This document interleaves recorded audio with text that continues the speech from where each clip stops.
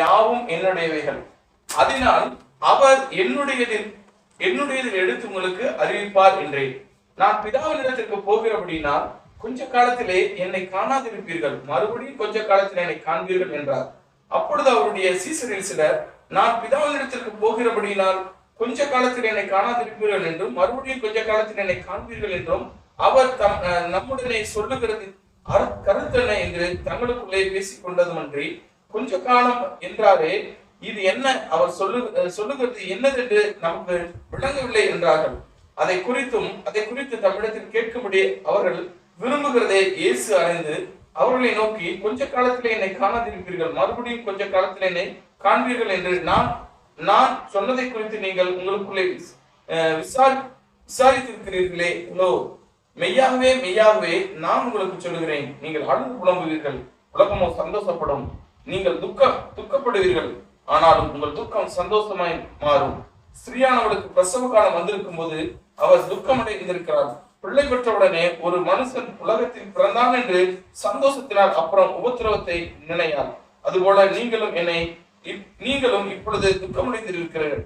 நான் மறுபடியும் உங்களை காண்பேன், அப்பொழுது உங்கள் இருதயம் சந்தோஷப்படும்.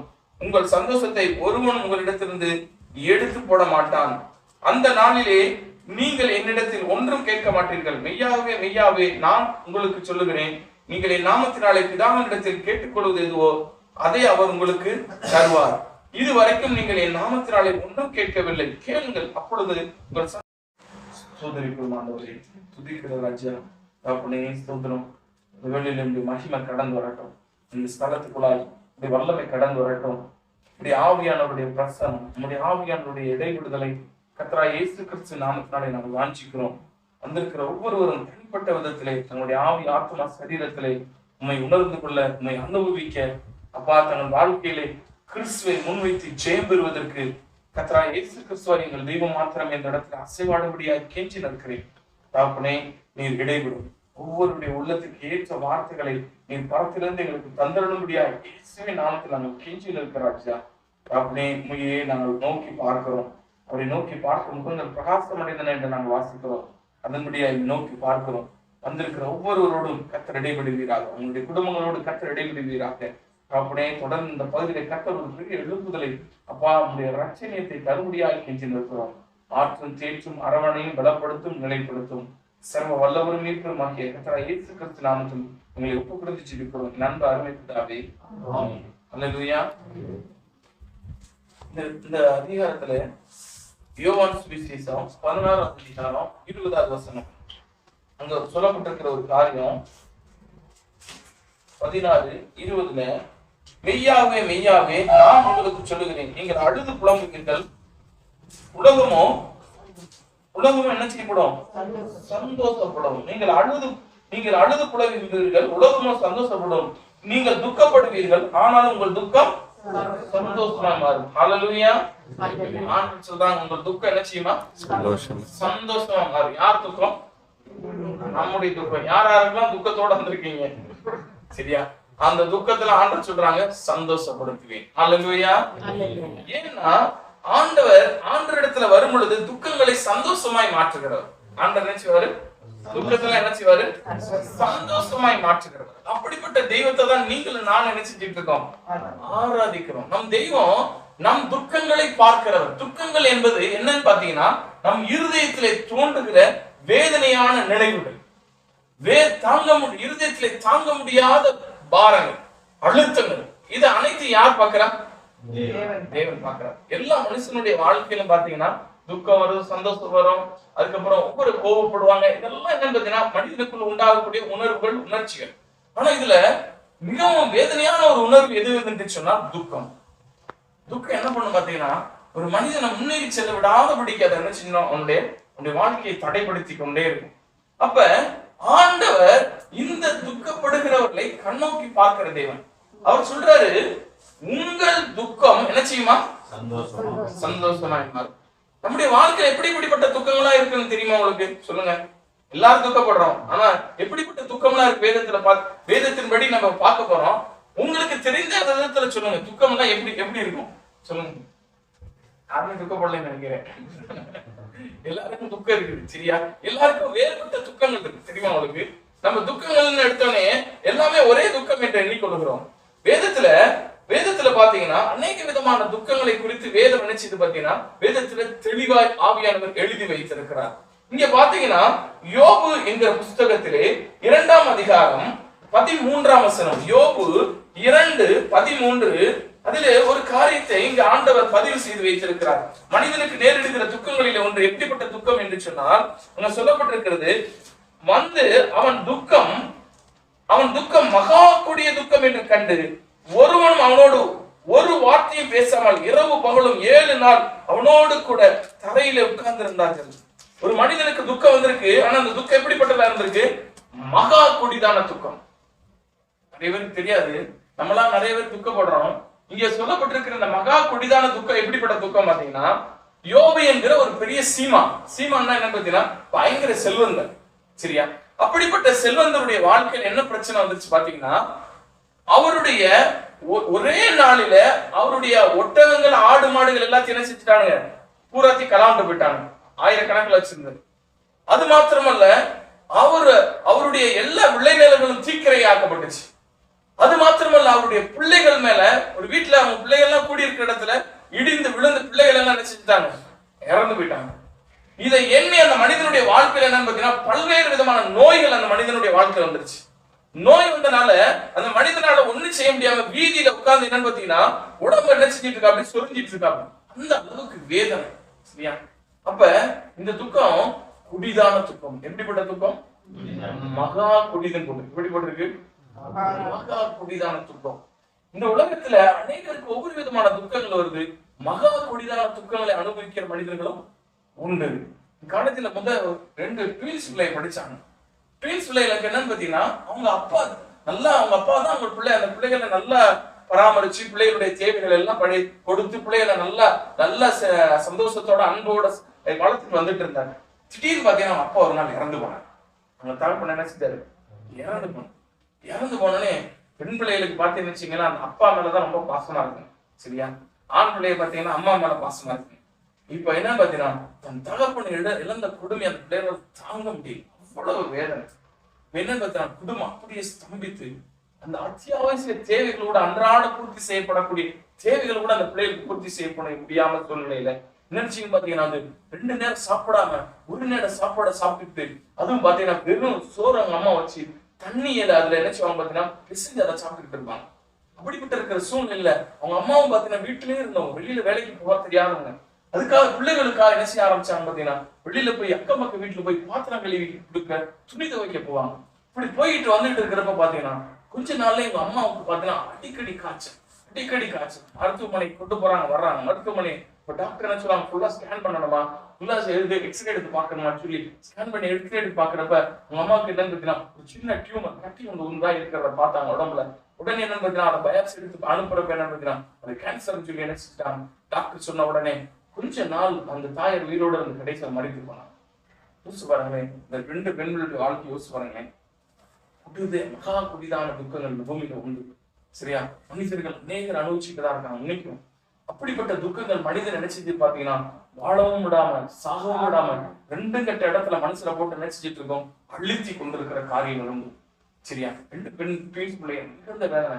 அதான் ஒரு சில ஸ்டாஃபோட சேர்ந்து அந்த பிள்ளைகளுக்கு படிப்போம் என்ன அவங்களால முடிந்த உதவியில சேர்ந்து அந்த பிள்ளைகளை படிக்க வச்சு படிச்சு முடிச்சு போயிட்டாங்க, வேலையில சேர்ந்துட்டாங்க பிள்ளைகள் இருக்கட்டும். ஆனா அந்த 2 பிள்ளைகளுடைய வாழ்க்கை யோசிச்சு பாருங்களேன். படிக்கிற நாட்கள்ல எல்லா பிள்ளைகளும் தாய் தகப்பனோட இருக்கிறப்ப அந்த பிள்ளை தகப்பனை இழந்து, தாயை இழந்து, குடும்பத்தினுடைய வருமானம் இழந்து, பிள்ளைகளுடைய வாழ்க்கை கடினமாகி இன்னைக்கு அநேகருடைய வாழ்க்கை எப்படிதான் நினைச்சு பாத்தீங்கன்னா மகா குடிதான துக்கம், சொல்ல முடியாத துக்கம். சரியா? அப்படிப்பட்ட துக்கங்கள் இந்த பூமியில உண்டு. இதை அனுபவிக்கிற மனிதர்களும் உண்டு. நம்ம நினைச்சிட்டு இருக்கோம் நம்ம துக்கம் தான் பெருசு நினைச்சிட்டு இருக்கோம். நம்மளை காட்டிலும் மகா கொடிதான துக்கங்கள் அனுபவிக்கிறோம் உண்டு. பூமியில மகா கொடிதான துக்கங்கள் நினைச்சாங்க அனுபவிக்கிற மனிதர்களும் உண்டு. நம்ம அநேக நேரங்கள்ல நம்ம என்ன செஞ்சிட்டு இருக்கோம் பாத்தீங்கன்னா என் துக்கம் தான் பெருசு நினைச்சிட்டு இருக்கோம். நம்ம துக்கத்தை காட்டிலும் மகா கொடிதான துக்கங்கள் அனுபவிக்கிறவர்கள் உண்டு. இதை நம்ம அநேக நேரங்களை மறந்து விடுக்கிறோம். சரியா? அடுத்து இன்னொரு காரியம் வேதத்துல சொல்லப்பட்டிருக்கு. அதே யோபு 6ஆம் அதிகாரம் 3ஆம் வசனத்துல சொல்லப்பட்டிருக்கு. யோபு 6:3 அப்பொழுது அது கடற்கரை மணலை பார்க்கலும் பாரமா இருக்கும். ஆகையால் என் துக்கம் சொல்லி முடியாது, சொல்லி முடியாத துக்கம். அதாவது பாத்தீங்கன்னா கடற்கரை மணல் பார்த்திருக்கீங்களா? நம்ம இங்கிட்டு இருக்க மண்ணெல்லாம் நீங்க அள்ளி இருப்பீங்க மூட்டையில, கடற்கரை மண்ணெல்லாம் அள்ளி பாருங்களேன். கடற்கரை மணல் ஒரு மூட்டையில அள்ளி தூக்கி பார்த்திருக்கீங்களா? பயங்கர வெயிட்டா இருக்கும். சரியா? இங்க இருக்க மணல் ஈஸியா போட்டு நம்ம சாக்குல தூக்கி போட்டு என்ன செஞ்சாங்க, கொத்தனார் விளாத்துறாங்க. கடற்கரை மணல தூக்கி பாருங்களேன், பயங்கர வெயிட்டா இருக்கு. சரியா? கல் கனமும் மணல் பாரமா சொல்லி நீதிமொழிகள் சொல்லப்பட்டு பாரமா. அந்த கடற்கரை மணலத்தையான வேதனை சிலர் சுமந்துட்டு இருக்காங்க. பாரம் பாரம் என்னன்னு பாத்தீங்கன்னா சுமக்க முடியாத வேதனை. அநேகருடைய துக்கங்களை நினைச்சு முடியல பாத்தீங்கன்னா சுமக்க முடியல, மற்றவங்களாலே சுமக்க முடியாது. யாராவது போய் தாங்கன்னு நினைச்சா கூட அவங்களுக்கு இந்த இதை நினைச்சு அந்த பாரம் அழுத்தி போடுறோம். அப்படிப்பட்ட பாரங்களை சுமக்கிறவர்கள் இந்த பூமியில உண்டு. பாரமான சொல்லி முடியாது. வேதத்துல எப்படி போட்டிருக்கு? சொல்லி முடியாது. சில துக்கத்தை பாத்தீங்கன்னா தெரிஞ்ச ஒரு சில சகோதரர் கேட்பேன், லிஸ்ட் போடுவாங்க, எனக்கு இந்த பிரச்சனை இந்த பிரச்சனை இந்த பிரச்சனை எந்த பிரச்சனை அந்த பிரச்சனை பாத்தீங்கன்னா போயிட்டே இருக்கும். காது கேட்டா 2 மணி நேரம் 3 மணி நேரம். ஒரு சகோதரர் சொன்னாரு, இவ்வளவு பிரச்சனை கொடுத்தாரு அப்படின்னாரு. இப்ப யோசிச்சு பார்த்தேன், எப்படிப்பட்ட துக்கங்கள் பாருங்களேன். சொல்லி முடியாது. பிரச்சனை மேல பிரச்சனை, பிரச்சனை மேல ஒரு பிரச்சனை இருந்தா இன்னொரு பிரச்சனை, இன்னொரு பிரச்சனை இன்னொரு பிரச்சனை. அப்படியே என்னன்னு பாத்தீங்கன்னா சொல்ல முடியாத, அதாவது சொல்லி முடியாத துக்கங்கள், பாரமான துக்கங்கள், அழுத்துகிற சுமைகள். அதனால ஆண்டவர் இயேசு கிறிஸ்து சொன்னாரு, வருத்தப்பட்டு பாரம் சுமக்கிறவர்களே நீங்கள் எல்லாரும் என்னிடத்துக்கு வாருங்கள், நான் உங்களுக்கு இளைப்பாறுதல் தருவேன். ஹல்லேலூயா. இப்ப பாரமான துக்கங்கள் உண்டு. பாரம் என்னன்னு பாத்தீங்கன்னா தூக்க முடியாத துக்கங்களை சிலர் தூக்கிட்டு இருக்காங்க. சிலர் அந்த துக்கத்தை விட்டு வெளியில வர முடியல. அந்த துக்கம் அழுத்தி என்ன செஞ்சிட்டு இருக்கு? அமிழ்த்து போட்டு கொண்டிருக்கு. அநேகருடைய வாழ்க்கையில் என்னன்னு பாத்தீங்கன்னா பாரமான துக்கங்கள் உண்டு. முன்னாடி பார்த்தது மாதிரி மகா கொடிதான துக்கம். கொடிதானது என்னன்னு பாத்தீங்கன்னா அவனை எந்த விதத்துல நடத்தவே விடாது. பாரம் என்னன்னு பாத்தீங்கன்னா அழுத்திக்கிட்டே இருக்கும். கொஞ்ச நேரம் உட்கார்ந்து இருப்பாங்க, ஃப்ரீயா இருப்பாங்க. கொஞ்ச நேரத்துல பாத்தீங்கன்னா துக்கம் டப்புன்னு நினைச்சு பாத்தீங்கன்னா டப்புன்னு மனசு நிரப்பணும்னு என்ன பாத்தீங்கன்னா நேரம் மைண்டுக்கு ஒரு மனசு. சரியா? அவங்களை எவ்வளவு கன்வின்ஸ் பண்ணி கொண்டு வந்தாலும் கொஞ்ச நேரத்துல என்னன்னு பாத்தீங்கன்னா அவங்களுக்கு துக்கம் என்ன செய்ய ஆரம்பிச்சுன்னா அவங்களை அழுத்த ஆரம்பிச்ச உடனே அவங்களை அறியாம வேறொரு உலகத்துல இருப்பாங்க, வேறொரு அழுத்தத்துல இருப்பாங்க. அப்ப எப்படிப்பட்ட துக்கம் உண்டு? பாரமான துக்கங்கள். பாரம் மனிதனால என்ன செய்ய பாத்தீங்கன்னா அழுத்தக்கூடிய பயங்கரமானது. சரியா? அப்ப அத 4வது வசனத்துல அதை சொல்றாரு. அதை தொடர்ந்து சொல்றப்ப, சர்வ வல்லவரின் அம்புகள் என்னை தைத்திருக்கிறது, அவைகளின் விஷம் என் உயிரை குடிக்கிறது, தேவனால் உண்டாகும் பயங்கரங்கள் எனக்கு முன்பாக அணியணியாய் இருக்கிறது. சரியா? அநேக நேரங்கள் என்ன பாத்தீங்கன்னா அணியணியா என்ன செய்யும் பாத்தீங்கன்னா அணியணியான என்ன தெரியுமா? துக்கத்தின் மேல துக்கம் இறங்கிட்டு. சரியா? துக்கத்தின் மேல துக்கம் என்ன செஞ்சிட்டு இருக்கோம்? இறங்கிக்கிட்டே இருக்கும். சரியா? ஒன்ன கழட்டி விட்டோம்னா இன்னொன்னு நின்றுட்டு அடுத்து. சரியா? ஒன்ன காலி பண்ணோம்னா இன்னொன்னு என்ன செஞ்சிட்டு இருக்காரு? இதை காட்டிலும் பெருசா நின்றுக்கிட்டோம். எங்களுடைய வாழ்க்கையில் இப்படிதான் என்னன்னு பாத்தீங்கன்னா எப்படிப்பட்ட துக்கங்கள் சிக்கிறாங்க? பாரமான துக்கங்கள், பாரமான துக்கங்கள், சொல்லி முடியாத துக்கங்கள். மனிதன் நினைச்சிட்டு பாத்தீங்கன்னா மனுஷன் அநேக மனிதர்களை முற்றிலுமா செயலிழக்க வச்சு. ஒரு முறை ஒரு மருத்துவமனைக்கு ஜிபிக்கிறதுக்காண்டி மருத்துவமனையில இருக்கிற பேஷண்ட்ஸ்க்காண்டி ஜிபிக்க போயிருந்தேன். அப்போ அங்க ஒரு தகப்பனார் இருந்தார். அந்த தகப்பனாரை பார்த்து பேசிக்கிட்டு இருந்தேன். அவருக்கு பாத்தீங்கன்னா ஒரு குறைஞ்சபட்சம் ஒரு 70 வயது இருக்கும். அந்த தகப்பனார் பாத்தீங்கன்னா ரொம்ப வயசாயிடுச்சு. அவர் போய் என்ன செஞ்சுட்டு இருக்காரு பாத்தீங்கன்னா டீ காஃபி இந்த இதெல்லாம் வாங்கிட்டு வந்துட்டு இருந்தாரு கேரி பேக்ல. சரி பார்த்தா அவரால் நடக்கூட முடியல. ஆனா அதோட போறாரு. சரி எங்கடா போறாருன்ட்டு சரி சொல்லிட்டு அந்த ஹாஸ்பிட்டல் ப்ரே பண்ணிட்டு இருந்தா, சரி ஐயா நான் உங்களுக்கு ஹெல்ப் பண்ணுவான்னு கேட்டேன். அவர் சொன்னாரு, ஐயா நான் தூக்கிக்கிறேங்க அப்படின்னு. அப்ப அவருக்கு சொன்னாரு, இல்லையா நான் கொஞ்ச நேரம் தூக்கிட்டு வரேன், உங்களுக்கு ரொம்ப நாள் கஷ்டப்படுறீங்க, தூக்கிட்டே போக முடியல, அந்த டீயும் அந்த இதையும் தூக்கிக்கலாம் இல்லையா, இதை காட்டிலும் பெரிய சுக்கத்தையே சுமந்துட்டு இருக்கேன் நான், இது எனக்கு சுமக்கிறது ஒரு கஷ்டம் இல்லைங்க. சரின்னு சொல்லிட்டு அவர்கிட்ட போனா என்ன சொன்னாரு, போய் பார்த்தா அவருடைய மூத்த மகன் பாத்தீங்கன்னா அவருக்கு என்ன ஆயிடுச்சு பாத்தீங்கன்னா கட்டி எங்க வந்துச்சு பாத்தீங்கன்னா இதுல எங்க ஸ்பைனல் கார்டுல கட்டி, பெரிய கட்டி அந்த சகோதரனால நடக்க முடியல. ஏற்கனவே அந்த சகோதரர் பிறக்கிறப்ப என்னன்னு பாத்தீங்கன்னா இந்த பூடி அட்டாக்னால பாதிக்கப்பட்டு பிறந்ததுல. ஆனா அவர் 45 வயது மதிக்கத்தக்க ஒரு சகோதரர். அவருக்கு என்னன்னு பாத்தீங்கன்னா நடக்க முடியல. அதனால அவருக்கு திருமணம் ஆகாம தனியாமே இருந்திருக்காரு. சரியா? இப்படிப்பட்ட அந்த பையனை இவர் 45 வயசு மகனை இந்த 70 வயசு தகப்பனார் என்ன செஞ்சுட்டு இருக்காரு, அவருக்கு போய் எல்லாத்தையும் வாங்கிட்டு வந்துட்டு இருக்காரு. சரியா? அப்ப கேட்டேன், ஐயா நான் வேணா உங்களுக்கு ஹெல்ப் பண்றேன் அப்படின்னு சொன்னேன். இல்லையா எனக்கு நினைச்ச முடியாது, யாரும் ஹெல்ப் பண்ணி என் கஷ்டத்தை போக்க முடியாது. அவர் சொன்னாரு, இவன் பிறக்கிறப்ப இப்படி பிறந்துட்டான், இப்ப என்ன ஆயிடுச்சு பாத்தீங்கன்னா அந்த கட்டி வந்தனால அவனால நினைச்ச முடியல, ஒரு கை கால என்ன செய்ய முடியல, செயல்பட மாட்டேங்குது. இவன் இவன் போலி அட்டாக்ல பிறந்த இந்த பிள்ளைக்கு அவன் கொஞ்சம் நல்லா இந்த எலக்ட்ரிக்கல் ஒர்க்லாம் பார்ப்பான், இந்த ரேடியஸ் செமனி கொடுப்பான், அதே போல இந்த ஸ்பீக்கர்ஸ் இதெல்லாம் செமனி கொடுப்பான். அது மூலமா அவன் அந்த கை கால அந்த காலோட என்ன செஞ்சுட்டு இருந்தான், செஞ்சு கொடுத்துட்டு இருந்தான். இப்ப இவனுடைய வாழ்க்கை என்ன ஆயிடுச்சு பாத்தீங்கன்னா, அது கொஞ்சம் ஏதோ கொஞ்சம் காசு எனக்கு கொடுப்பான் எப்பயாவது, சரியா, ஒரு 100 ரூபாய் 200 ரூபாய் மாசத்துக்கு ஒரு தடவை எனக்கு கொடுப்பான், சரியா. நான் அதை வச்சுட்டு என்ன செஞ்சுட்டு இருந்தேன் பாத்தீங்கன்னா, அப்ப அந்த ஐயாட்ட கேட்டேன், இங்க அவங்க என் மனைவி ரொம்ப நாளுக்கு முன்னாடி இறந்து போயிட்டாங்க. என் மனைவி இறந்து போன பிறகு எனக்கு 3 பிள்ளைங்க. இவன் மூத்த பையன். இவன் மூத்த பையனுக்கு இவனுக்கு திருமணம் ஆகல. இவனுக்கு இந்த சின்ன பிள்ளைல இருந்து போலி இருந்தனால யாருமே அவனை திருமணம் பண்ணிக்க விரும்பல. பெரிய ஒரு செல்வ குடும்பத்துல பிறந்திருந்தேன். எல்லா சொத்துக்களும் போயிடுச்சு. எல்லாரும் அண்ணன் தம்பி மார்க்கு ஏமாத்தி எல்லாத்தையும் படிச்சுட்டு போயிட்டாங்க. கடைசியில என்னை வீதியில விட்டு எனக்கு தெரியாததுனால என்ன கையெழுத்து வாங்கி பூராத்தி எழுதி வாங்கிட்டு போயிட்டாங்க பூராத்தியன். கடைசியில நான் ஒரு வித்து மனசுனா இருந்தேன். கல்யாணமான பிறகு என் மனைவி வச்சுட்டு, என் மனைவி ரொம்ப கண் பார்வை இல்லாம இருந்தா, காது கேட்காம அவங்களுக்கு கொஞ்சம். நான் தான் எல்லா வேலையும் வீட்டுல பார்ப்பேன். என் பிள்ளை இப்படி பிறந்துட்டான். இவனை சின்ன பிள்ளையில இருந்து நான் தான் தூக்கி வளர்த்துட்டு இருந்தேன். 2வது ஒருத்தர் இருந்தான். 3வது ஒரு மகன் இருந்தான். 2வது மகன் பாத்தீங்கன்னா கெட்ட நண்பர்களோட குடிக்க பழகி ரொம்ப வீட்டுல என்னன்னு பாத்தீங்கன்னா, நான் கொடுக்குற அந்த 200 ரூபாய் 300 ரூபாய் காசை நான் வீட்டுல வச்சிருப்பேன், அதை எடுத்துட்டு போய் குடிச்சுக்குவான். கடைசியில என்னன்னு பாத்தீங்கன்னா, யார்ட்டையாவது கடை வாங்குவேன். கடை வாங்கி என்ன செய்யும் பாத்தீங்கன்னா, இவனுக்கு எப்படியாச்சும் என்ன செய்யணும், இவனுக்கு எப்படியாச்சும் போசிக்கணுமேன்னு சொல்லி இவனை போசிச்சுக்கிட்டு இருக்கேன். அப்ப இன்னைக்கு வரைக்கும் வீட்டுல அடிச்சு போட்டு எல்லாத்தையும் இது பண்ணிடுவான். எல்லா பொருளையும் தூக்கிட்டு போய் புறாத்தையும் கொண்டு போய் வித்து போடுவான். 2வது பையன் இன்னைக்கு வரைக்கும் அவன் என்னுடைய கஷ்டத்தை புரிஞ்சுக்கல.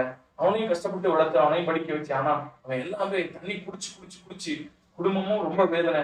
இவனை சுமக்கிறது இல்லாம அவன் வேதனையும் சுமக்கிறேன். 3வது மகளை என் சொந்த தங்கச்சி கல்யாணம் பண்ணி கொடுத்தேன். தங்கச்சி மகனுக்கு கல்யாணம் பண்ணி கொடுத்தேன். என் மகளும் பாத்தீங்கன்னா அவ்வளவு ஒரு நிம்மதியான வாழ்க்கை வாழல. மகளும் என் மகளை அவ்வளவு அன்போடு அவ்வளவு பாசத்தோட வளர்த்து இன்னைக்கு என் பிள்ளை ரொம்ப கஷ்டப்பட்டு வளர்ந்துட்டு இன்னைக்கு அந்த வீட்டுல பெரிய பாரங்கள், அந்த பாரத்தை என் மகதான் போய் என்ன செஞ்சுட்டு இருக்கா, சுமந்துட்டு இருக்காரு.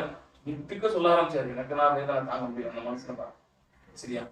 பாத்தீங்கன்னா அவ்வளவு வேதனை அந்த மனுஷனுடைய வாழ்க்கையில. அவருக்காண்டி ஜெபம் பண்ணேன், அவன் மகனுக்காண்டி ஜெபம் பண்ணேன், அவன் மகன் ஆண்டவர்களை ஒப்பு கொடுக்க வச்சு ஜெபம் பண்ணேன். அதுக்கப்புறம் ஆண்டோடைய கிருபையினால என்னன்னு பாத்தீங்கன்னா, இங்க இருக்கக்கூடிய அந்த மருத்துவமனையில இருக்கக்கூடிய ஹையர் ஆபீஸ்கள் கண்களில தயவு கருத்தை கிடைக்க பண்ணி அந்த ஐயாவுக்கு என்னன்னு பாத்தீங்கன்னா, நான் உங்களுக்கு மாசம் உள்ள காசு தந்துறேன், இங்க இருந்தே என்ன செய்ய போய் ஒரு சின்ன வாட்ச்மேன் வேலை மாதிரி, அவரால் நடக்க முடியாது, ஆனா இந்த இதோட போய் அந்த 70 வயசுல வாட்ச்மேன் வேலை பார்த்துக்கிட்டு அது மூலமா கிடைக்கிறேன். இப்ப கடந்த 2 மாசம் ஒரு 6 மாசத்துக்கு அதே அந்த மகன் இறந்து போயிட்டாரு, அது பெரிய இறந்து போயிட்டாரு. இப்ப என்னன்னு பாத்தீங்கன்னா, அவர் வீட்டு வாடகையில இருந்து அந்த வீட்டு எல்லாத்தையும் தூக்கி வெளில போட்டு விட்டாங்க. ஒரு 4-5 பொருள் வச்சிருந்தாரு, அதை போட்டு கடைசியில பாத்தீங்கன்னா அந்த பொருள்லாம் கொண்டு வந்து அந்த ஆஸ்பத்திரியில ஓரம் ஒரு மூலையில வச்சுக்கிட்டு அங்க இருந்து அந்த ட்ரெஸ் மாத்திட்டு பாத்தீங்கன்னா இன்னைக்கு அநேக மனிதனுடைய வாழ்க்கை எப்படிப்பட்டதா இருக்கு பாத்தீங்கன்னா, இதத்துல சொல்லப்பட்டபடி பாரமா இருக்கு. நம்ம ஆண்டவர் நல்லபடி வச்சிருக்காரு தெரியுமா உங்களுக்கு. அநேக நேரங்களை யோசிப்பேன், என் பிரச்சனையை என்ன காட்டிலும் பெரிய பிரச்சனையை மக்கள் சுமந்துட்டு இருக்காங்க. இந்த உலகத்துல எத்தனையோ மக்கள் சுமக்க முடியாத பாரமான சுமைகள். யோசிச்சு பாருங்களேன், அவரு நம்மள மாதிரி ஒரு மனுஷன், அவருக்கே எல்லாம் தன் பிள்ளை நல்லா இருக்கணும், நான் தன் பிள்ளைய நல்லா வச்சுக்கணும்னு நினைச்சிட்டு இருப்பாங்களே. ஆனா இன்னைக்கு அந்த மனிதனுடைய வாழ்க்கை பாருங்களேன், எவ்வளவு அழுத்தம், எவ்வளவு வேதனை, எவ்வளவு நொறுக்கம், பாரங்கள். இந்த உலகத்துல மனிதன் சுமக்க முடியாத சில பாரங்களை மனிதன் சுமந்துட்டு இருக்காங்க. அநேக மனிதர்கள் சுமந்துட்டு இருக்கிறாங்க. இப்ப இங்க சொல்லப்பட்டிருக்கு என்னன்னு பாத்தீங்கன்னா, பாரம் சொல்லி முடியாதது, சரியா. அடுத்து வேதத்துல சொல்லப்பட்டிருக்கு, யோபு 16ஆம் அதிகாரம் 6வது வசனம், நான் பேசினாலும் என் துக்கம் ஆறாது, நான் பேசாம இருந்தாலும் எனக்கு என்ன ஆறுதல். அப்படின்னா என்ன சொல்றாரு பாத்தீங்கன்னா, ஆறாத துக்கம். சில புண்கள் பாத்தீங்கன்னா ஆறாமே இருக்கிறது தெரியுமா உங்களுக்கு. வலி எடுத்துக்கிட்டே இருக்கு, அந்த ஆறாத புண்களாய். சில புண்கள் உடனே ஆறிடும், சில புண்கள் ஆறவே ஆறாது, அது வலி வேதனை கொடுத்துக்கிட்டே இருக்கு. அது போல என்னன்னு பாத்தீங்கன்னா ஆறாத துக்கம். ஆறாததுன்னு என்ன பாத்தீங்கன்னா, முடிய மாட்டேங்குது. இப்ப முடிஞ்சிடும், நாளைக்கு முடிஞ்சிடும், நாளைக்கு கழிச்சு முடிஞ்சிடும், துக்கம் அதிகரிச்சுட்டே இருக்கு. நாட்கள் கடக்க என்ன செய்யுது, துக்கம் அதிகரித்து கொண்டிருக்கிற காரியங்கள். இந்த இடத்துல சொல்லப்பட்டிருக்கிறது ஆறாத துக்கம் என்ன பாத்தீங்கன்னா, அதிகரிக்க என்னன்னு பாத்தீங்கன்னா, துக்கம் என்ன செஞ்சது நம்மள ரொம்ப வேதனைப்படுத்திட்டே இருக்கும். அப்ப ஆறாத துக்கங்கள் என்று உண்டு. ஆறாத துக்கங்கள் இன்னைக்கு அநேக மனிதருடைய வாழ்க்கையில பாத்தீங்கன்னா ஆறவே ஆற மாட்டேங்குது. சில புண்கள்லாம் அதாவது பாத்தீங்கன்னா வேதனைகள், சில மனிதனுடைய வாழ்க்கையில வரக்கூடிய வேதனைகளை யாராலையும் ஆற்றி முடிக்கல, யாரும் போய் ஆற்ற முடியல, யாரும் போய் அந்த துக்கத்தை அவங்களை என்ன செய்ய முடியல, விடுதலை ஆக்க முடியல. அப்படிப்பட்டதான துக்கங்கள் தான். அப்ப என்னன்னு பாத்தீங்கன்னா, யாராலையும் விடுதலை ஆக்க முடியாத துக்கங்கள் இந்த பூமியில உண்டு. நிறைய பேர் புரிய மாட்டேங்குது. அன்னைக்கு நான் நம்முடைய வாழ்க்கையில ஆண்டவர் நம்மளை நல்லா வச்சிருக்கிறாரு, நம்மளை துக்கமெல்லாம் வச்சிருக்கிறாரு. ஆனா ஆறாத துக்கங்களை சுமக்கிறவங்களும் உண்டு. ஆறாத துக்கங்கள் என்ன பாத்தீங்கன்னா அது முடிவே கிடையாது. அந்த துக்கத்துக்கு என்ன கிடையாது. சொல்லுவாங்க, நான் பிறந்த வீட்லயே இப்படிதான் இருக்கேன், உங்க வீட்டுல இருக்கிறேன், இப்படியே தான் இருக்கேன் வாழ்க்கை போறேன், என் வாழ்க்கை போற நான் பிறந்ததுல இருந்து நிம்மதியவே பார்க்கல அப்படின்னு சொல்றாங்க. பாத்தீங்களா? அப்படின்னா என்னன்னு பாத்தீங்கன்னா ஆறாத துக்கங்களை என்ன செஞ்சிட்டு இருக்காங்க, சுமந்து கொண்டு இருக்கிறாங்க. ஒரு விடுதலைக்கு ஏதுவான வழி இல்லாத துக்கங்களை அநேகர் என்ன செஞ்சிட்டு இருக்காங்க, அந்த உலகத்துல சுமந்து கொண்டு இருக்கிறாங்க. அப்ப ஆறாத துக்கங்கள் இந்த உலகத்துல உண்டு. ஆறாத துக்கங்கள் யாராலையும் ஆற்ற முடியாது. சரியா? யாரும் போய் கொஞ்ச நேரம் தேய்ச்சினாலும் கொஞ்ச நேரம் கழிச்சு என்ன செஞ்சிடும், அந்த துக்கம் வந்து அவங்களை என்ன செஞ்சிடும், மறுபடியும் ஆட்கொண்டு விடும். அப்ப ஆறாத துக்கங்கள் இன்னைக்கு நிறைய மனிதனுடைய வாழ்க்கையில பாத்தீங்கன்னா இந்த ஆறாத துக்கம் இருக்கிறதுனால என்ன பாத்தீங்கன்னா அவங்க யாரோடய பேச மாட்டாங்க. ஆனா என்ன செய்வாங்க பாத்தீங்கன்னா தனியா இருக்கப்ப அவங்களா பேசிட்டு இருப்பாங்க, செலுத்த பார்த்த கூட பேசிட்டு இருப்பாங்க. பாத்திருக்கீங்களா? சில ரோட்ல போறப்ப பார்த்து நல்லா கவனிச்சு பாத்தீங்கன்னா சிலர் பேசிட்டே போயிட்டு இருப்பாங்க, பக்கத்துல யாரும் இருக்க மாட்டாங்க. சரியா? நீ ப்ளூடூத்ல பேசுறாங்க, அது வேற பிரச்சனை. ஆனா சிலர் என்ன செஞ்சுட்டு இருக்காங்க, ரோட்ல போறப்ப அவங்களாவே பேசிட்டே போயிட்டே இருப்பாங்க. பயங்கர வேதனை. ஒரு முறை ஒரு அருமையான ஒரு தகப்பனார் சந்திச்சு மலையில என்ன செஞ்சிட்டு இருக்கேன், நைட்டு ஒரு 7-8 மணி போல வந்துட்டு இருக்கேன். ஒரு ஐயா பாத்தீங்கன்னா பெரிய அந்த பிளாஸ்டிக் சாக்கு இருக்குல்ல, அதை இப்படி சொந்துக்கிட்டு போறாரு. சரி விட்டு அவரை நிறுத்தி கேட்டேன், இல்லையா இந்த காட்டுக்குள்ள இந்நேரத்துல சுத்திட்டு இருக்கீங்க அப்படின்னு கேட்டேன். இங்க நடுப்பட்டிங்கிற இடத்துல இந்த மலையில அங்கிருந்து செம்பட்டியூத்துங்கிற ஊர்ல இருந்து வந்துகிட்டு இருக்கேன். செம்பட்டியூத்துல இருந்து நடுப்பட்டியை நோக்கி வந்துட்டு இருக்கேன். காட்டு பாதை நடந்து போய்கிட்டு இருக்காரு அந்த ஐயா. ஆளு ரொம்ப குட்டையா இருக்காரு, ரொம்ப வயசாயிருச்சு. சரி எவ்வளவு வயசு அவங்களுக்கு அப்படின்னு கேட்டேன். கிட்டத்தட்ட 80 வயசு அப்படின்னாரு. எவ்வளவு வயசுனாரு? 80 வயசுக்காரு இவ்வளவு பெரிய சுமை சுமந்துட்டு இருக்காரு அப்படின்னு சொல்லி, என்னையா சுமந்து போயிட்டு இருக்கீங்க அப்படின்னு. இது காட்டுல வேலை பார்க்குறீங்களா, இது சுமந்துட்டேன். இல்ல என்னுடைய பண்ட பாத்திரம், என்னுடைய வீடுதான் இதுதான் அப்படின்னாரு. இல்லையா உனக்கு ஒண்ணும் புரியல. அப்ப அவர் சொன்னாரு, நான் உடுத்துற துணி, நான் எனக்குன்னு வச்சுக்கிற குழம்பாக்குற சட்டி, சோறாக்குற சட்டி, கரண்டி, தட்டு, டம்ளரு, நான் உடுத்தக்கூடிய ரெண்டு டவுசரு, பனியனு, கைலி, துண்டு எல்லாமே இதுக்குள்ளதான் இருக்கீங்க. இப்ப எங்கேயா போறீங்க இந்த நேரத்துல? இருட்டுக்குள்ள இப்ப நடந்து போயிட்டு இருக்கீங்க, இருட்டுக்குள்ள தடுமாறி விழுந்துட மாட்டீங்களா அப்படின்னு கேட்கிறேன். அவர் சொன்னாரு, எனக்கு குடும்ப குட்டி எதுவுமே கிடையாது, என் மனைவி இறந்து போயிட்டாங்க, என் பிள்ளைகள் எல்லாம் அடிச்சுட்டாங்க, இறந்து போயிட்டாங்க. நான் உயிரோட இருக்கேன், என் பிள்ளை எனக்கு முன்னாடி என்ன செஞ்சு எல்லா பிள்ளைகளும் இறந்து போச்சு. என் வாழ்க்கை கிட்டத்தட்ட ஒரு 20 வருஷமா தனித்து விடப்பட்ட வாழ்க்கை. சொல்லி அழுகிறதுக்கு யாரும் கிடையாது, மனைவி கிடையாது, குடும்பம் கிடையாது, பேர பிள்ளைகள் கிடையாது, மருமக்க பிள்ளைகள் கிடையாது, என் மகன் கிடையாது, யாருமே கிடையாது எனக்கு. அதனால இந்த காட்டு பாதையில நினைச்சிட்டு இருக்கேன். அப்ப இப்ப எங்கேயா போறீங்க அப்படின்னு. இந்த ஒரு காட்டுல வேலை பார்த்துட்டு இருந்தேன். அவங்க என்ன சொல்லிட்டாங்க, நீ போதும், நீங்க வேலை பார்த்ததுன்னா இவன் அவங்களை வச்சு சம்பளமா கொடுக்க முடியாது, நீ போ, வேற காட்டுக்கு நீங்க பார்த்துட்டு அப்படின்ட்டாங்க. அதனால இப்படி போய்கிட்டு இருக்கீங்க அப்படின்னு. எங்கேயா போய் படுப்பீங்க? எங்கேயாச்சும் மரத்தடியில போய் காட்டுக்குள்ள படுத்துட்டு காலையில மறுபடியும் 2-3 தோட்டத்துக்கு போவேன். எங்கேயாச்சும் யாராச்சும் எசமானாச்சும் வேலை கொடுத்தாங்கன்னா அங்க போய் வேலை பார்ப்பீங்க அப்படின்னாரு. அப்ப எனக்கு பார்க்கறதுக்கே கஷ்டமா இருந்துச்சு அந்த மனுஷன். சரியா? ஆனா அந்த மனுஷன் சொன்னாரு, சரிட்டு அவருக்கு கொஞ்சம் ஆர்டர் கொடுத்து சொல்லுவேன்னு சொன்னேன். அவர் சொன்னாரு, இந்த இயேசுதான் இன்னைக்கு வரைக்கும் உயிரோட வச்சிருக்காரு அப்படின்னாரு. இந்த இயேசு எப்ப இருந்தியா தெரியும் அப்படின்னு. எனக்கு தெரிஞ்ச 5 வருஷம் தான் ஆகுதுங்க. நான் வணங்கிக்கிட்டு இருந்தேன்னா இதையோ தெய்வத்தை வணங்கிட்டு இருந்தேன். 5 வருஷத்துக்கு முன்னாடி அந்த இயேசு ஏற்றுக்கொண்டேன். இந்த இயேசுதான் 80 வயசுலயும் இந்த காட்டுக்குள்ள நடந்து போறதுக்கு என்ன கொடுத்திருக்காரு, எனக்கு கொடுத்திருக்கிறாரு அப்படின்னு சொல்லிட்டு அவனே கொஞ்ச நேரத்துல நிறைய பாட்டு பாட ஆரம்பிச்சிட்டாரு. ஜெபத்தோட ஜெயகீதங்களை ஏசு நல்லவர், ஏசு நல்லவர் அழகா பாடுறாரு. 80 வயசுக்கான மனுஷன் சொன்னாரு, என் வாழ்க்கையில சொல்ல முடியாத அடுத்தடுத்த மரணங்கள், என் மனைவி, என் பிள்ளைகள், என் மருமக்க பிள்ளைகள் எல்லாரும் அடுத்தடுத்த மரணங்கள். கடைசியில எப்படியோ தோட்டம் துறவோட வாழ்ந்துகிட்டு இருந்தவன் எல்லாம் போயிடுச்சு, தோட்டம் துறவெல்லாம் போயிடுச்சு. இன்னைக்கு என்னன்னு பாத்தீங்கன்னா தோட்டம் துறவு வச்சிருந்த நானு மத்தவன் தோட்டத்துல வேலை பார்க்கறது கூட எனக்கு வக்கு இல்லாம நினைச்சிட்டு இருக்கான். ஒரு தோட்டத்தில் அனுப்பிட்டான். 80 வயசுல ரெண்டாவது போயிட்டு இருக்கேன். இன்னைக்கு அநேக மனிதருடைய நிலைமை இதுதான். அநேக மனிதருடைய நிலைமை இதுதான். போன வாரம் பாத்தீங்கன்னா வெஸ்ட் பெங்கால் சொல்லக்கூடிய அதாவது கல்கத்தா இருக்கு பாத்தீங்கன்னா, அங்க மேற்கு வங்காளத்துல ஒரு அம்மா ரோட்ல பிச்சை எடுத்து தெரியுது. சரியா? பிச்சை எடுத்து தெரியுற அந்த அம்மாவை பாத்தீங்கன்னா பாக்குறதுக்கு நல்ல குடும்பத்தை சேர்ந்த ஆளு. ஆனா போட்டுக்கிற அந்த நைட்டி எல்லாம் கிழிஞ்சிருக்கு. ரொம்ப வித்தியாசமா இருக்கு அந்த அம்மா. எல்லாத்துலயும் போய் இது யாசிச்சு சாப்பிட்டு இருக்கு. சரின்னு சொல்லி அங்க இருக்கவங்க பார்த்து இந்த அம்மா யாரு என்ன விசாரிச்சு இப்படி ஊரா தெரியுது, இந்த அம்மா யார போய் விசாரிச்சிருக்காங்க சொல்லி. அந்த அம்மா யார் பாத்தீங்கன்னா அந்த தேசம் முன்னாடி அந்த வெஸ்ட் பெங்கால் மேற்கு வங்காளத்துடைய முன்னாடி 2-3 இதுக்கு முன்னாடி முதலமைச்சர் இருந்தவருடைய தங்கச்சி.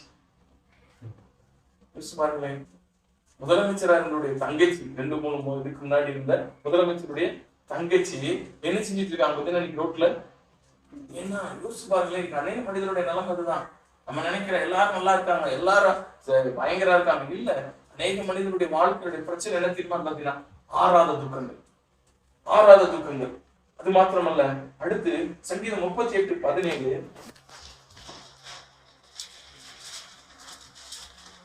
நான் தடுமாறி விட ஏதுவாய் இருக்கிறேன். என் துக்கம் எப்பொழுதும் என் முன்பாக இருக்கிறது. அநேக தடுமாற பண்ணுகிற துக்கம். சிலர் பார்த்தீங்கன்னு வச்சுங்களேன், ஒரு காரியத்திலிருந்து தப்பிச்சு நல்லா இருக்க போறோம் அப்படின்னு நினைக்கிறப்ப டக்குன்னு அடுத்து கீழே தள்ளிட்டோம். அடுத்த பிரச்சனை தெரியுமா உங்களுக்கு? நிறைய பேருடைய நிலைமை என்னன்னு பார்த்தீங்கன்னா, ஒரு பிரச்சனை மீறி எனக்கு தெரிஞ்ச ஒரு சகோதரர் பார்த்தீங்கன்னா, அவர் கிட்டத்தட்ட ஒரு 80 லட்ச ரூபாய் கடன். 80 லட்ச ரூபாய் கடன் எப்படி கடற்கிறதுன்னு சொல்லி, ஏன்னா வாங்கினது கொஞ்சம் காசு தான், வட்டி போட்டு தூக்கி விட்டாங்க மேல. அப்ப அந்த கடனை அவரால் கட்ட முடியல. சரின்னு சொல்லிட்டு என்னன்னு பாத்தீங்கன்னா அதுல இருந்து எப்படியா மீளன்னு சொல்லி அவருடைய நண்பர்கிட்ட இருந்து கொஞ்சம் கடன் வாங்கியிருக்காரு. கடன் வாங்கினா இந்த கடன் என்ன செஞ்சு பார்த்தீங்கன்னா மறுபடியும் போயிடுச்சு. ஏன்னா நண்பர் அதே மாதிரி என்ன செஞ்சு விட்டாங்க, வட்டியை போட்டு விட்டா கடைசியில ரொம்ப ஸ்தம்பிச்சிருச்சு குடும்பம். அவங்க நல்லா செல்வ செழிப்பா வாழ்ந்த குடும்பம், வீடு வாசல் எல்லாம் இருந்த குடும்பம், கடைசியில என்ன பாத்தீங்கன்னா ஸ்தம்பிச்ச உடனே என்ன பண்ணாரு பாத்தீங்கன்னா, அப்ப அவங்களுக்கு ஒரு சொத்து இருந்துச்சு. அந்த சொத்துல என்னன்னு பாத்தீங்கன்னா சொத்து கிட்டத்தட்ட 1,10,00,000 ரூபாய்க்கு விலைக்கு போச்சு.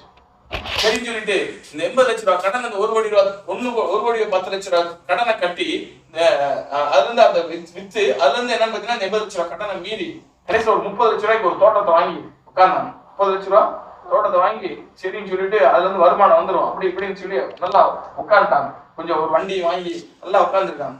உட்கார்ந்து கொஞ்ச நாள் என்னன்னு பாத்தீங்கன்னா அவங்க வீட்டுல இருக்கக்கூடிய அவங்க தாயார் நல்லா சுகமா நல்லா இருந்தவங்க திடீர்னு இறந்து போனேன்னு பாத்தீங்கன்னா அப்படி குடும்பம் ஸ்தம்பிக்க ஆரம்பிச்சிச்சு. அடுத்த கட்டத்துக்கு நினைச்சிட்டு பாத்தீங்கன்னா அவங்களால போக முடியல. அடுத்த கட்டத்துக்கு நினைச்சிட்டு போக முடியல. இது நிமித்தம் என்னன்னு பாத்தீங்கன்னா அவங்க தாயாருக்கு ஒரு சொத்து இருந்துச்சு. அவங்க தாயாருக்கு வீட்டுல கொடுத்தது இங்க இறந்து போனால அவங்களுடைய அண்ணன் தம்பி எல்லாத்தையும் என்ன செஞ்சுட்டாங்க, அதை எடுத்தாங்க. இப்ப என்னன்னு பாத்தீங்கன்னா மறுபடியும் அந்த குடும்பம் மறுபடியும் கடன் பிரச்சனை போய் சிக்கிடுச்சு. புரியுதா உங்களுக்கு? ஒரு பிரச்சனையை விட்டு மீறி வந்தா இன்னொரு பிரச்சனை போய் என்ன செய்யுது, சிக்கிக்கிறது. அப்ப இது மாதிரி தடுமாற பண்ணுகிற துக்கங்கள் அநேக மனிதனுடைய வாழ்க்கையில என்னன்னு பாத்தீங்கன்னா சில துக்கங்கள் தடுமாற என்ன பாத்தீங்கன்னா நம்ம அடுத்த ஸ்டெப் எடுத்து வைக்க முடியாது, மறுபடியும் சரியா? ஒரு தடவை மீறி மேல ஏறி வரன்னு நினைச்சோம்னா இன்னொரு காரியம் வந்து நம்மள என்ன அடிச்சு நினைச்சதுல மறுபடியும் கீழே தள்ளி விட்டுரும். இதெல்லாம் துக்கத்துல இருக்கக்கூடிய ஒரு விதமான துக்கங்கள். இதுவே என்ன செய்யும் பாத்தீங்கன்னா நம்ம அப்பதான் தப்பிச்சிட்டோமே அப்படின்னு ஒரு பெருமூச்சு விடுறப்ப இன்னொரு பிடிச்சு அமைச்சுன்னா எப்படி இருக்கும்? அநேகருடைய நிலைமை இதுதான். அநேகருடைய நிலைமை என்ன, தடுமாற பண்ணுகிற காரியங்கள். அநேகரை தடுமாறி கடைசியில வாழ்க்கையில என்ன பார்த்தீங்கன்னா ஒரு நிலை இல்லாத ஒரு வாழ்க்கை அநேகர் வாழ்ந்துகிட்டு இருக்காங்க. அநேகருடைய வாழ்க்கையில என்ன பார்த்தீங்கன்னா ஒரு நிலை இல்லாத வாழ்க்கை. அப்ப நம்முடைய வாழ்க்கையில என்னன்னு பார்த்தீங்கன்னா அநேக காரியங்கள் இப்படித்தான் நிச்சயம் தடுமாற பண்ணும். ஒரு எம்எல்ஏ கிட்டத்தட்ட ஒரு 2 வருஷத்துக்கு முன்னாடி சந்திச்சு ஒரு தொகுதியுடைய எம்எல்ஏ. அவர் வாழ்க்கையில என்னன்னு பாத்தீங்கன்னா ஒரு காலத்துல நல்லா சம்பாதிச்சு நிறைய பணம், எவ்வளவு பணம் வருது போகுதுன்னே தெரியாது. ஏன்னா அவ்வளவு சொத்துக்களையும் அங்கங்க எவ்வளவு கண்ட இடத்துல சொத்தை வாங்கி போட்டாங்க. பின்னாடி பேர்ல அவர் பேர்ல எல்லாத்தையும். கடைசியில என்ன பாத்தீங்கன்னா குடும்பத்துல எல்லாருக்கும் ஒவ்வொரு விதமான நோய்கள் நினைச்சு தாக்க ஆரம்பிச்சிச்சு. ஒவ்வொருத்தரையும் ஒவ்வொரு விதமான நோய்கள். இந்த நோய்கள்ல இருந்து மக்களை அவங்க குடும்பத்துல இருக்கிற அவங்களுடைய மனைவி, அவங்க மகனுக்கு ஒரு நோய், மருமகளுக்கு ஒரு நோய், எல்லாத்தையும் காப்பாத்தணும்னு சொல்லி எல்லா காசையும் கூட எங்க விட்டா அப்படி ஆஸ்பத்திரி விட்டாங்க. கடைசியில என்ன பாத்தீங்கன்னா பணத்தை செலவழிச்சதுல மனசுல பயங்கர வேதனை, கவலைகள், அதை மீற முடியல. பெருசுவர் பாத்தீங்கன்னா எங்கேயாவது யாராச்சும் எங்கேயாவது தெய்வம்னு சொன்னாங்கன்னா அங்க ஓடிடுவாங்க, இங்க ஓடுவாங்க. அப்ப ஓடிக்கிட்டு இருக்கப்ப என்னன்னு பாத்தீங்கன்னா கடைசியில என்னன்னு பாத்தீங்கன்னா அவருக்கு ஆண்டவர் இயேசு கிறிஸ்துவை பத்தி ஒரு சகோதரர் சொல்லியிருக்காரு. அது நிமித்தமா ஆண்டவர் ஏற்று கொண்டு வந்துட்டாங்க. இதுக்கு தெரியாது, மறைமுகமா ஒரு கிறிஸ்டின் மீட்டிங் நடக்குதுன்னா அவர் கார் ஓரம் பாட்டிப்பாரு, காருக்கு வந்து கேட்பாரு மீட்டிங், வெளியே கேட்க மாட்டாரு அந்த எம்எல்ஏ. சரியா? கடைசியில பாத்தீங்கன்னா ஆண்டவர் அவரை விடுதலை ஆக்க ஆரம்பிச்சாரு. இப்ப விடுதலை ஆக்கிறப்ப ஒரு நாள் அவர் சந்திக்கிறப்ப சொன்னாரு, துக்கத்தின் மேல துக்கம் என்ன செஞ்சு பாத்தீங்கன்னா ஒன்னு மீறினா இன்னொன்னு. இந்த காலத்துல அவ்வளவு சம்பாதிச்சு அவ்வளவு பணம் வந்து குமியும். நான் வேணான்னு சொன்னா வீட்டுல வந்து பாக்ஸ் பெட்டி பெட்டியா கொண்டு வந்து பணத்தை வச்சு விட்டு போயிடுவாங்க. அவ்வளவு பணம் எங்கெங்க எவ்வளவு சொத்து இருக்குன்னு தெரியாது இந்த ஏரியாக்களுக்குள்ள. அங்க எவ்வளவு, இங்க எஸ்டேட் வாங்கினேன், எங்க தென்னந்தோப்பு வாங்கினேன், இங்க அதை வாங்கினேன், எங்க வாங்கினேன். ஆனா குடும்பத்துல வியாதி எல்லாம் வந்த பிறகு பூராத்தையும் போட்டு தாக்கி விட்டுச்சு எல்லாத்தையும். இப்ப இயேசுதான் எங்களோட குடும்பத்தை காப்பாத்தி வச்சிருக்கிறாரு. இயேசுதான் எங்க உயிரெல்லாம் என்ன செஞ்சு வச்சிருக்காரு. இப்ப இயேசுக்காண்டி நான் சாட்சி ஆளா நினைக்கிறேன். அதனால ஒரு சர்ச்சை கட்டி கொடுத்திருக்கிற இடத்துல இப்ப இயேசுவை மட்டும் நம்பி என்ன செஞ்சிட்டு இருக்கேன், வாழ்ந்து கொண்டிருக்கிறேன். இன்னைக்கு அநேக மனிதனுடைய வாழ்க்கையில பாத்தீங்கன்னா இப்படிப்பட்ட தடுமாற பண்ணுகிற துக்கம், சரியா, இப்படிப்பட்ட துக்கங்கள் இந்த பூமியில உண்டு. சரி, அடுத்து பார்த்தோம்னா சங்கீதம் 39வது சங்கீதம் 2வது வசனம், நான் மௌனமாகி ஊமையாய் இருந்தேன், நலமானதையும் பேசாமல் அமர்ந்திருந்தேன், ஆனாலும் என் துக்கம் அதிகரித்தது. சரி, அநேகருடைய இருதயத்துல அநேகருக்கு துக்கம் பார்த்தீங்கன்னு வச்சுங்களேன், அது நினைச்சுட்டே இருக்கும். பார்த்திருக்கீங்களா? துக்கம் என்னன்னு பாத்தீங்கன்னா சின்னதா இருக்கிறது அப்படியே பெருசா மாறிட்டே இருக்கும். சரியா, சின்னதா இருக்கிறது நிச்சயம் பெருசா மாறிட்டே இருக்கும். மாறுறப்ப அவங்களால என்னன்னு பாத்தீங்கன்னா எப்படிடா தப்பிக்கிறதுன்னு வழி தெரியாம உட்காந்துருப்பாங்க. சின்ன லெவல்ல இருந்துச்சு, இப்ப என்ன ஆயிடுச்சு, பெருசா மாறி. அதுக்குதான் என்னன்னு அதிகரிக்கிற துக்கம். துக்கம் போயிரு நினைச்சோம், ஆனா துக்கம் என்ன செஞ்சிருச்சு, அதிகரிச்சு நினைச்சிருச்சு, பெருசாயிடுச்சுன்னு அர்த்தம். என்ன ஆயிடுச்சுன்னு அர்த்தம், பெருசாயிடுச்சு. சரியா, நிறைய எனக்கு தெரிஞ்ச ஒரு சகோதரி பாத்தீங்கன்னா அவங்களுக்கு என்னன்னு பாத்தீங்கன்னா அப்பப்ப காய்ச்சல் வரும் போகும் போயிட்டே இருக்கும். அப்போ ஒரு நாள் என்ன செய்யறாங்க பாத்தீங்கன்னா ஹாஸ்பிட்டல் போறாங்க. ஹாஸ்பிட்டல்ல போய் செக் பண்றாங்க. செக் பண்ணனே டாக்டர் என்ன செய்யறாரு, உடனே மருந்து மாத்திரை கொடுத்து சரி பண்ணிட்டாரு.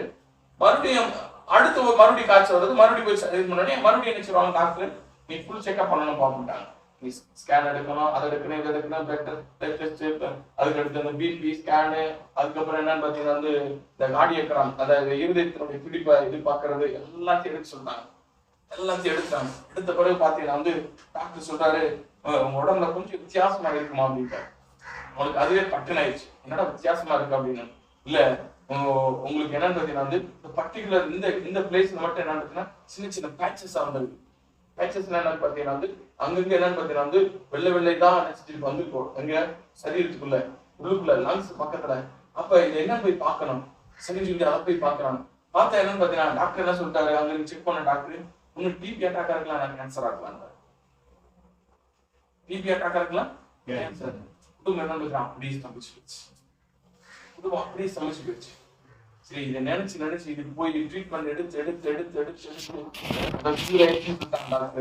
அடுத்து என்னன்னு பாத்தீங்கன்னா மறுபடியும் கொஞ்ச நாள் என்னன்னு பாத்தீங்கன்னா மறுபடியும் என்ன செஞ்சிருச்சு, மறுபடியும் பெருசாயிடுச்சு. அப்படியே டோட்டல் ஃபேமிலி, அவங்களுடைய கணவர், அவங்களுடைய பெண் பிள்ளைகள் எல்லாரும் டோட்டலா சமைச்சு போயிட்டாங்க. காரணம் என்னன்னு பாத்தீங்கன்னா சிலருடைய துக்கம் என்ன செஞ்சுட்டே இருக்கும், அதிகரிச்சுட்டே இருக்கும். சரியா, குறையாது என்ன செஞ்சுட்டே இருக்கும், கூடிட்டே இருக்கும். சரியா, இன்னும் வேதத்துல அநேக காரியங்கள் சொல்லப்பட்டிருக்கு. புலம்பல் 1ஆம் அதிகாரம் 12வது வசனம்,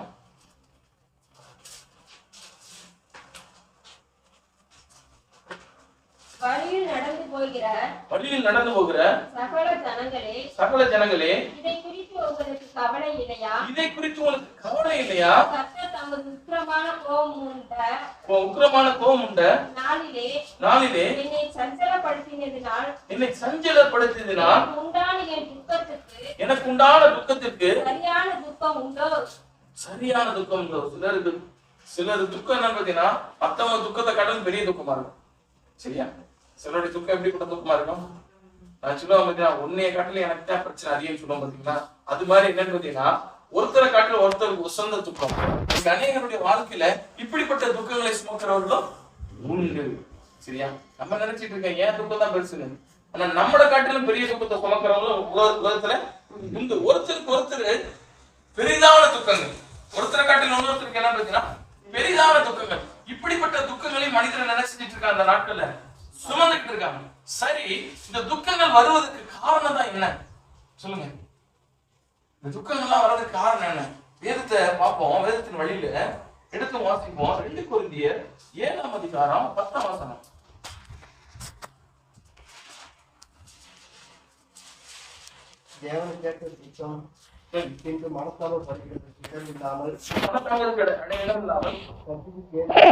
ரட்சிப்புக்கு ஏதுவாக மனதிரும்பல் உண்டாக்குகிறது. லௌகீக துக்கமோ மரணத்தை உண்டாக்குகிறது. உலகத்துல லௌகீகத்தின் மேல, லௌகீகம் என்னன்னு பாத்தீங்கன்னா உலகத்தின் மேல நிறைய பேருக்கு ஆசை. சரியா, இந்த உலகத்துல என்ன செஞ்சிடலாம், அப்படியே சேர்த்து வச்சுட்டு இந்த உலகத்திலே நம்ம செட்டில் ஆயிடலாம் நிறைய பேர் நினைச்சிட்டு இருக்கோம். இல்ல, அதனாலதான் நிறைய மனிதர்கள் என்னன்னு பாத்தீங்கன்னா ஆடம்பரமான வாழ்க்கைக்காண்டி எவனை அழிக்க சரியா, எவனை அழிக்க முயற்சி பண்ணுவாங்க. யார் செத்தா நமக்கு என்ன கவலை. சரி, ஒரு முறை என்னுடைய நெருக்கமான நண்பர் அவர் பாத்தீங்கன்னா இன்னைக்கு எம்எல்ஏ அவர் இருக்கிறாரு. அவர்கிட்ட டிரைவர் அவர் சரியா, சாத்தூர் பகுதி சரியா, சாத்தூர்னா தெரிஞ்சுக்குவீங்க சரியா யாரு பாருங்க. அந்த எம்எல்ஏவுடைய டிரைவர் அவர் சொன்னாரு, அவர் முன்னாடி எம்எல்ஏ இருக்கிறப்ப பாத்தீங்கன்னா அவர் வந்து மருத்துவத்துறை அமைச்சரா இருந்தார், சுகாதாரத்துறை அமைச்சரா இருந்தார். அப்ப என்னன்னு பாத்தீங்கன்னா அவருக்கு என்னன்னு பாத்தீங்கன்னா வந்து இந்த கவர்மெண்ட் ஹாஸ்பிட்டல்ல மாத்திரை கொடுப்பாங்க பாத்தீங்களா, மாத்திரை மருந்துகள்லாம் கொடுப்பாங்கல்ல, அதெல்லாம் வந்து நமக்கு ஃப்ரீயா கொடுப்பாங்க அப்படித்தானே. ஆனா கவர்மெண்ட் அதை விலைக்கு வாங்கி மக்களுக்கு ஃப்ரீயா கொடுக்கும். அப்ப விலைக்கு வாங்குற அந்த இதுக்கு வந்து என்ன பார்த்தீங்கன்னா எல்லா கம்பெனிகளும் போய் நினைச்சுவாங்க சுகாதாரத்துறை அமைச்சரை பார்ப்பாங்க.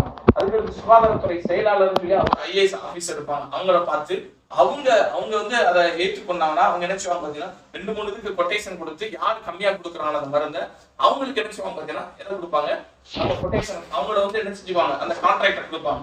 அப்ப அந்த 5 வருஷமும் அவங்கதான் மாத்திர மருந்து எல்லாம் சப்ளை பண்ணுவாங்க. இதுக்கு கவர்மெண்ட் ஆஸ்பத்திரிக்கலாம் அது பலாயிரக்கணக்கான கோடிகள் என்ன செய்யும் பாத்தீங்கன்னா சப்ளை பண்ணும் சரியா. அப்ப ஒரு மருந்து கம்பெனி என்ன செஞ்சா பாத்தீங்கன்னா வந்து தனக்கு தான் அந்த கான்ட்ராக்ட் எப்படியாவது அந்த ஆக்சல் அந்த இது போடுவாங்க, எனக்கு இந்த கான்ட்ராக்டை நீங்க எப்படியாவது கொடுக்கணும்னு சொல்லி அந்த அமைச்சர்கிட்ட வராது. இப்ப அவருக்கு என்னுடைய தெரிஞ்ச நண்பர் என்ன பார்த்தீங்கன்னா ரசிக்கப்பட்ட ஒரு மனுஷனால என்னன்னு பாத்தீங்கன்னா இவர் இருந்திருக்கிறாரு.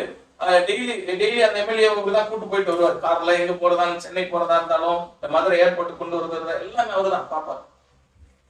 அப்போ ஒரு நாள் பாத்தீங்கன்னா வந்து 4-5 சூட்கேஸ் நிறைய ஏகப்பட்ட 4-5 சூட்கேஸ் உள்ள வருது சரியா. சூட்கேஸ் வந்து இந்த மருந்து கம்பெனிக்காரங்க வர்றதுக்கு முன்னாடி அந்த மேனேஜர் வந்து உட்கார்ந்துருக்காரு. அதுக்கு முன்னாடி சூட்கேஸ் உள்ள வந்துச்சு. சரி உடனே அவங்க சொல்லியிருக்காங்க, உள்ள போனோடனே அந்த அமைச்சர்கிட்ட ஏன் எங்க மருந்தை நீங்க என்ன செய்யுங்க ரெக்கமெண்ட் பண்ணுங்க, நான் இந்த கான்ட்ராக்டை எங்களுக்கு கொடுத்துருக்கேன், உங்களுக்கு நான் இப்ப இவ்வளவு கொடுத்துருக்கேன், இவ்வளவு கவனிச்சிட்டேன், இது வந்து கொஞ்சம் தான் இன்னும் உங்களுக்கு எவ்வளவு வேணுமோ, அதாவது பணத்துல வேணும்னாலும் சரி நிலத்துல வேணும்னாலும் சரி பொருளை வேணும்னாலும் உங்க வீட்டுக்கு வந்துடும் அப்படின்னே. அப்ப அந்த அமைச்சர் சொன்னாரா, தயவு செய்து நீங்க போறது நான் பேசுறதுக்கு முன்னாடி இந்த பெட்டியில வீட்டுக்கு போறேன், உங்க மறுபடியும் உங்க காலில் ஏறிடுமா அப்படின்னாரு அந்த எம்எல்ஏ. உடனே அவருக்கு இந்த தூக்கி வாரி படிச்சான். என்ன சொல்றீங்க, இவ்வளவு கொண்டு வந்து கொடுத்துருக்கோம், இன்னும் உங்களுக்கு என்ன இருக்குது, இன்னும் வேணும்னா இன்னும் எதுல காத்துக்கிட்டு இருக்கு, அடுத்த வண்டி ரெடியா இருக்கு, மறுபடியும் அடுத்த சூட்கேஸ் உங்களுக்கு கொண்டு வந்துடும், பொருளா வேணும்னாலும் நிலமா வேணும்னாலும் பணமா வேணும்னாலும் கொடுக்கும் அப்படின்னா சொன்னாரா. இதுக்கு நான் என்ன செய்யாது உடனே ஆக முடியாது, இதுக்கு நான் கையெழுத்து போட்டு வாங்க முடியாது அப்படின்னு சொல்லி நீ முதல் பாக்ஸ் எடுத்து ஓடிடுது, இல்லாட்டி தேவையில்லாத உன் மேல நினைச்சுவேன் ஒரு கேஸ் பதிவு பண்ணுவேன்னு சொல்லிடுவேன். நீ முறைப்படி அந்த கான்ட்ராக்ட் கொடுத்துருக்காங்க அதுபடி எனக்கு நீ உன் மருந்துகளை கொண்டு வந்து அன்னைக்கு எல்லாரும் காமிக்கிறப்ப நீ காமி, அன்னைக்கு அதுக்குன்னு செயலாளர் இருக்காங்க, ஐஏஎஸ் இருப்பாங்க, மருத்துவத்துறை டாக்டர்ஸ் இருக்காங்க, வல்லுநர்கள் இருக்காங்க, அவங்க செக் பண்ணி உன் மருந்து கரெக்டா இருந்துச்சுன்னா, உன் மருந்து கரெக்டா அந்த காய்ச்சலை குணமாக்குது, இந்த இருமலை குணமாக்குது அப்படின்னா உன் மருந்து நினைச்சு சொல்றேன் கொடுத்துறேன், நீ எனக்கு பணம் கொடுத்து இந்த மருந்து நினைச்சு வராத, எனக்கு கொடுக்க நினைக்கா தூக்கி போயிருந்தா. போன பிறகு இவரு இந்த கூட இந்த டிரைவர் கேட்டாங்க, ஏன் பணத்தெல்லாம் அப்படி அனுப்பிவிட்டீங்க இதேக்குள்ளத இல்லடா, அந்த சாபம்னா நம்ம மேல விழுந்துடும், நம்ம தப்பான மருந்து வேண்டா காசை வாங்கி நம்ம உள்ள கொடுத்துட்டோம்னா எவனோ ஒருத்தி செத்தானா அந்த சாபம் யார் மேல விழுகும், ஏன் மேல விழுவேன், அதனால இந்த பணத்தை நம்ம நினைச்ச கூடாது, இது வாங்கக்கூடாது, இது நம்ம உயிரை போட்டு தெரியக்கூடாது, அதனாலதான் இந்த பணத்தை நினைச்சு சொல்லிட்டேன் தூக்கிட்டு போடான்னு சொல்லிட்டேன் அப்படின்னாரா. இருக்கட்டும், யோசிச்சு பாருங்க, நல்லதுதான் இந்த மனிதனுடைய எண்ணங்கள் என்னது, அதனாலதான் நீ மறுபடியும் ஆண்டவர் அவர் எம்எல்ஏ ஆக்கியிருக்கிற, நல்லது, கர்த்தருக்கு மகிமை உண்டாகும். அப்ப நம்முடைய வாழ்க்கையில அநேக நேரங்கள்ல மற்றவங்க கவலையை நம்ம நினைச்சதுல யோசிக்கிறதுல, ஆனா உலக பிரகாரமான மனுஷனா இருந்தா என்ன பண்ணுவாங்க, மற்ற மனிதர்கள் இருந்தா என்ன செஞ்சிருப்பாங்க, பணத்தை வாங்கிட்டு அப்படின்னு என்ன பார்த்தீங்கன்னா தாடமரம் இருந்தா எவன் செத்தாலும் பரவாயில்ல அப்படின்னு இருப்பான். அநேகருடைய நிலைமை இதுதான், மற்றவனுக்கு என்ன நடந்தா பரவாயில்ல, அதை கண்டுக்கணும் அவசியமே இல்லைன்னு வாழ்றாங்க. அதைத்தான் வேதத்துல சொல்லப்பட்டிருக்கு, லௌகீக துக்கம், அவன மாதிரி இருக்க முடியல, இவன மாதிரி இருக்க முடியல, அப்படி இருக்குன்னு இப்படி இருக்குன்னு நிறைய பேர் நினைச்சேவும் அதனால என்ன செஞ்சிருவாங்க பாத்தீங்கன்னா, கடனை வாங்கி இதை வாங்கி வட்டியை கட்ட முடியாம கடைசி நினைச்சுவாங்க, பிரச்சனைகள் மாட்டிக்குவாங்க. லௌகிக துக்கம் என்ன செஞ்சிடும் பாத்தீங்கன்னா, நம்முடைய வாழ்க்கையில மரணத்தை பிறப்பிக்கும். துக்கம் வருதுக்கு ஒரு காரணம் என்ன தெரியுமானா, உலக பணம் பணம் அதே போல நிலம், இது மேல என்னன்னு பாத்தீங்கன்னா நிறைய பேருக்கு கவனம் அதிகம். அதை அனுபவிக்கணும், அதை செய்யணும், இதை செய்யணும். சின்ன ஒரு நிலத்தை இப்படி தள்ளி போட்டோம்னா என்னன்னு பாத்தீங்கன்னா அண்ணன் தம்பிக்குள்ள வெட்டி விட்டாங்க. சரியா? என்ன பாத்தீங்கன்னா அந்த நிலத்தை நீ கொண்டு போக மாட்டான், அவனும் கொண்டு போக மாட்டான். யாரா கொண்டு போக முடியுமா? யோசிச்சு பாருங்க. தாய் வயிற்று இருந்து வெறுமையாத்தான் வந்திருக்கோம், வெறுமையாத்தே பார்ப்போம். நம்மளை கொண்டு போய் எரிக்கிறதா இருந்தாலும் புதைக்கிறதா இருந்தாலும் அருணாக்க இருந்தா கூட அறுத்துட்டு விட்டுறாங்க. சரியா? யோசிச்சு பாருங்க, இதுதான் நம்ம நிலைமை. ஆனா நமக்கு என்னன்னு பாத்தீங்கன்னா உலகத்தையே அப்படி கொண்டுட்டு போற மாதிரி இருக்காங்க. உலகத்தை என்ன செய்யறது? கொண்டுட்டு போறோமே. நம்மளோட புதைக்கிறப்ப எல்லாத்தையும் சேர்த்து நம்ம புதைச்சு கூடாது நினைக்கிறாங்க. இல்ல அப்படியே தூக்கிட்டு பரவாம போயிடறாங்க. எங்கேயும் போக முடியாது. சரியா? அது பெரிய டாடா பிர்லாவா இருந்தாலும் சரி, இல்ல முகேஷ் அம்பானியா இருந்தாலும் சரி, இல்ல இருக்கக்கூடிய அனில் அம்பானியா இருந்தாலும் சரி, யாருமே நினைச்சு முடியாது, கொண்டு போக முடியாது. இல்ல உலகத்துல பெரும் பணக்காரன் சொல்லக்கூடிய பில்கேட்ஸா இருந்தாலும் சரி, எலன் மாஸ்கா இருந்தாலும் சரி, யாருமே நினைச்ச முடியாது, கொண்டு போக முடியாது. இந்த உலகத்துல இருந்து ஒரு அதாவது பாத்தீங்கன்னா காதறிந்த ஊசி ஒன்றுக்கு உதவாது. இந்த உலகத்தை கடக்கிறப்ப அதையும் கொண்டு போக முடியாது.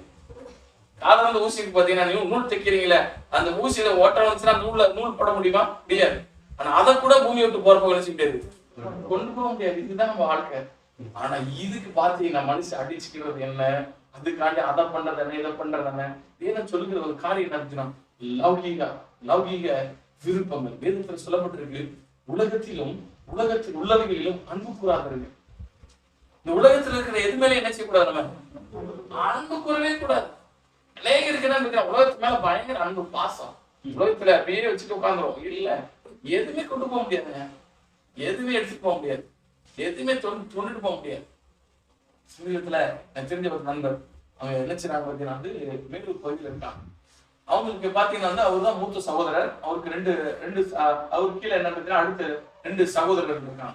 3 பேர், 3 அண்ணன் தம்பி. ஒரு மூத்தவர் அப்ப என்ன செஞ்சாரு பாத்தீங்கன்னா, அவங்களுடைய தாய் தகப்பனார் கொஞ்சம் ரொம்ப வயசானனால அவங்க 2 தம்பிமார்களையும் நல்லா படிக்க வச்சு 2 தம்பிமார்களுக்கு கல்யாணம் பண்ணி கொடுத்து, அவங்க 2 தம்பிமார்களையும் காலேஜ்ல சேர்த்து விட்டதே அவர் தான், மூத்தவர் தான். அவங்களை போய் அதே போல அவங்களுக்கு மாசம் ஹாஸ்டல் ஃபீஸ் கட்டுறது எல்லாம் ரொம்ப குடும்ப கஷ்டத்துலயும் போய் இதெல்லாம் அவர் தான் செய்வார். செஞ்சு அந்த 2 தம்பிமார்களை படிக்க வச்சு கல்யாணம் பண்ணி கொடுத்து அவங்கள ஒரு நல்ல ஒரு நிலைமைக்கு கொண்டு போய் உட்கார வச்சிட்டாரு. உட்கார வச்ச பிறகு அதுக்கப்புறம் இவர் என்ன செய்யறாரு பாத்தீங்கன்னா திருமணம் முடிக்கிறார்.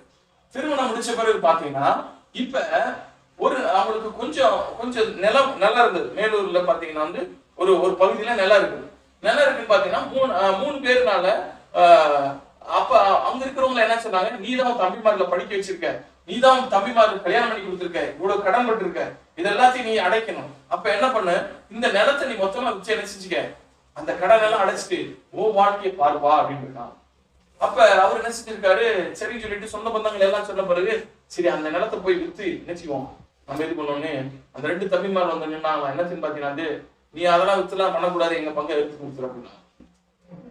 என் பங்கை நினைச்சிட்டு அவருக்கு இடி வந்த மாதிரி ஆயிடுச்சா. என்னதான் நம்மள பாசமா வளர்த்தது, ஆசையா பிள்ளைகளை வளர்த்து நீங்க கல்யாணம் கொடுத்து அதுக்கு கடைசி நம்ம திருமணம் முடிச்சோம். ஆனா நம்ம வேலை செஞ்சுட்டு இருக்காங்க, இவங்க இப்படி நிக்கிறாங்கன்னு சொல்லிட்டு ரொம்ப மனசுல வேதனையோட தம்பி மாட்ட சொல்லியிருக்காரு, என்னடா தம்பி வித்து கூட நான் கடன் அடைச்சிட்டேன். இல்ல, நீ ஓனதான வச்சு கடன் அடைச்சிக்க, ஏன்னா உங்களுக்காண்டி தான் நான் வாங்கினேன், உங்களுக்காண்டி உங்களை படிக்க வைக்கிறது, உங்களை கல்யாணம் பண்ணி கொடுக்கறதுக்கெல்லாம் கடன் பட்டாண்டா, அதெல்லாம் பேச்சு இல்லை, எங்களுக்குரியதை பங்கு பிரிச்சு கொடுக்கு அப்படின்ட்டாங்க. அப்ப அவங்க மேலூர்ல இருக்கக்கூடிய அந்த இடத்தை என்ன செஞ்சிருக்காங்க பாத்தீங்கன்னா பிரிச்சிருக்காங்க 3 ஏக்கர் நிலத்தை.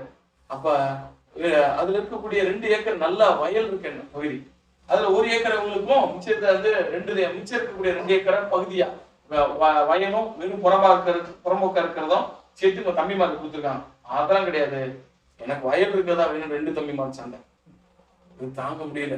சரின்னு சொல்லிட்டு அவங்க அண்ணன் ஆண்டவராக இயேசு கிறிஸ்து ஏற்றுக்கொண்டாரு, சபைக்கு போறவர். அப்ப சர்ச்சில் சொல்லி கொடுத்துருக்காங்க, நீ தம்பி இதுக்காண்டி தம்பி கூட சண்டையெல்லாம் போட்டுருவான், இத்தனை நாள் செஞ்ச உதவிகள் அனைத்து மறக்கப்பட்டு போயிடும், அதனால அவனுக்கு விட்டு கொடுத்துருப்பா அப்படின்னு.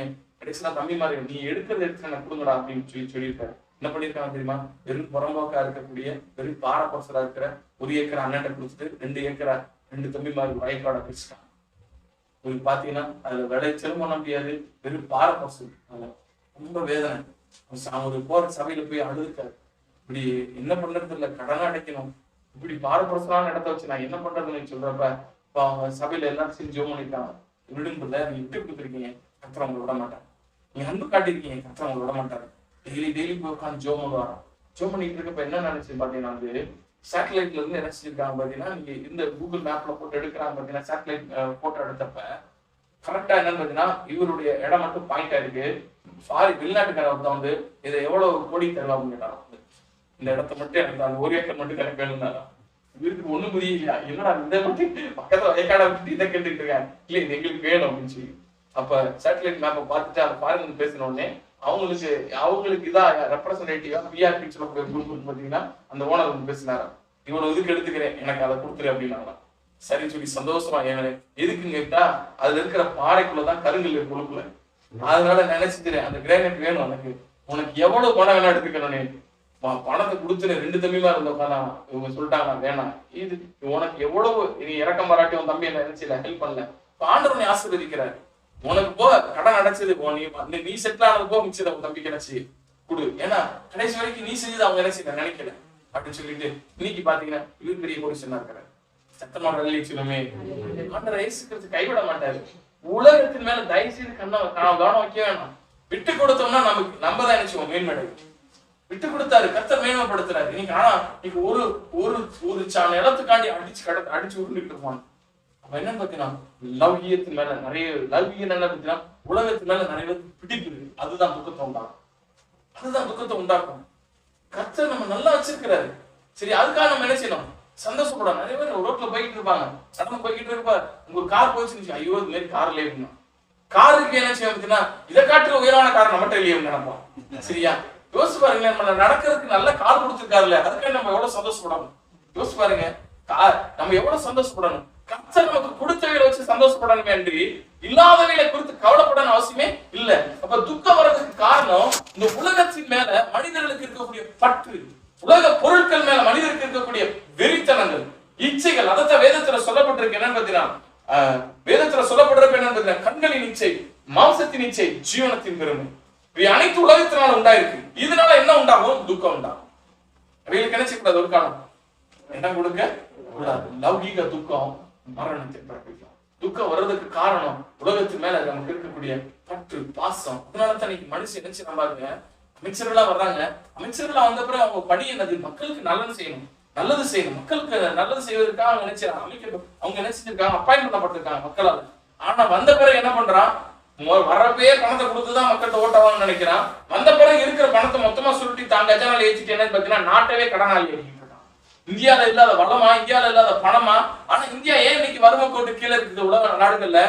ஏன்னா இங்க இருக்கக்கூடிய அநேக அரசாங்கத்துல இருக்கிற அரசியல்வாதிகள், அரசாங்கத்துறை அதிகாரிகள், இவங்க எல்லாருமே கெட்டு போயிருக்கிறபடினால, ஏன் இதனால கெட்டு போனா இவங்களுக்கு எல்லாத்துக்கும் என்ன செய்யணும், இருக்கிற எல்லாத்தையும் மொத்தமா எடுத்து அனுபவிக்கணும். யாரும் அனுபவிக்க முடியாதுங்க. உலகத்திலே பெரிய செல்வந்தன் யார் பாத்தீங்கன்னா, வேதத்தின்படி சாலமோன் என்று சொல்லக்கூடிய ஒரு ராஜா. அவர்கிட்ட இருந்த தங்கம் எல்லாம் பாத்தீங்கன்னு வச்சுக்கங்களேன், பலாயிரக்கணக்கான டன்னுல தங்கம் வச்சிருந்தாங்க. ஒரு நிபுணர் சொல்றாங்க 10,000 டன் தங்கம் வச்சிருந்தாங்க. நம்ம எல்லாம் முட்டோடு வச்சுட்டு நம்ம பெருசா பேசுவோம்.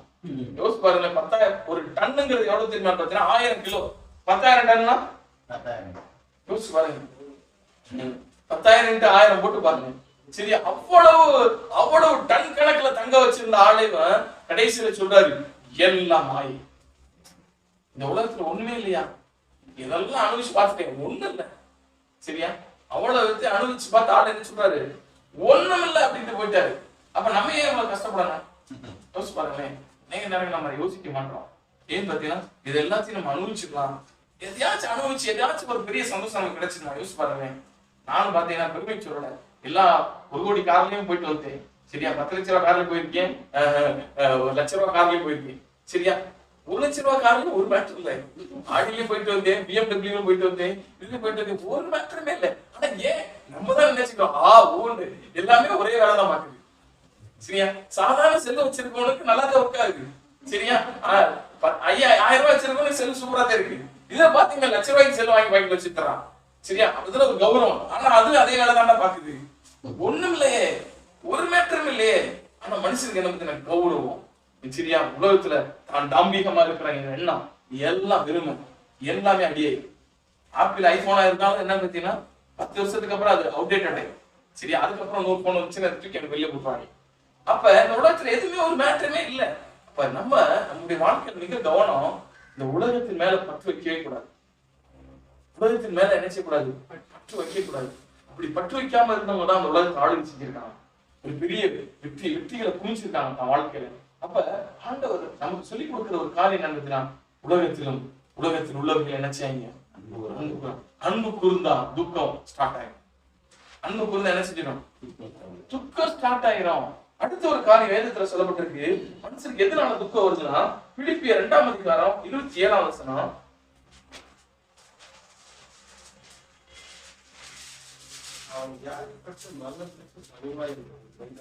அவன் வியாதிப்பட்டு மரணத்துக்கு சமீபமாய் இருந்தது மெய்தான். ஆகிலும் தேவன் அவனுக்கு இறங்கினார். அவனுக்கு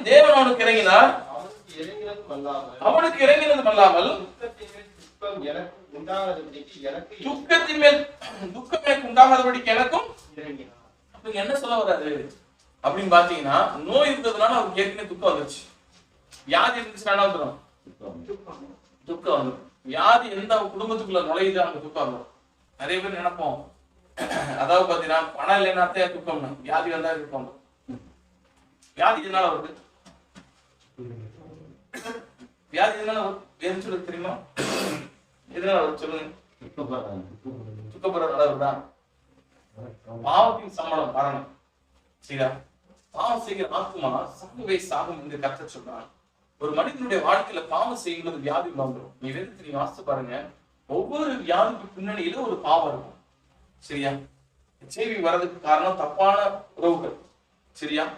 அதே போல அட்டாக் வர்றதுக்கு காரணம், ஹார்ட் அட்டாக் வர்றதுக்கான கோபம் எவனுக்கு அதிகமா இருக்குதோ அவனுக்கு ஹை பிரஷர் ஆகிறப்ப என்ன ஆகும்? அட்டாக் வரும்.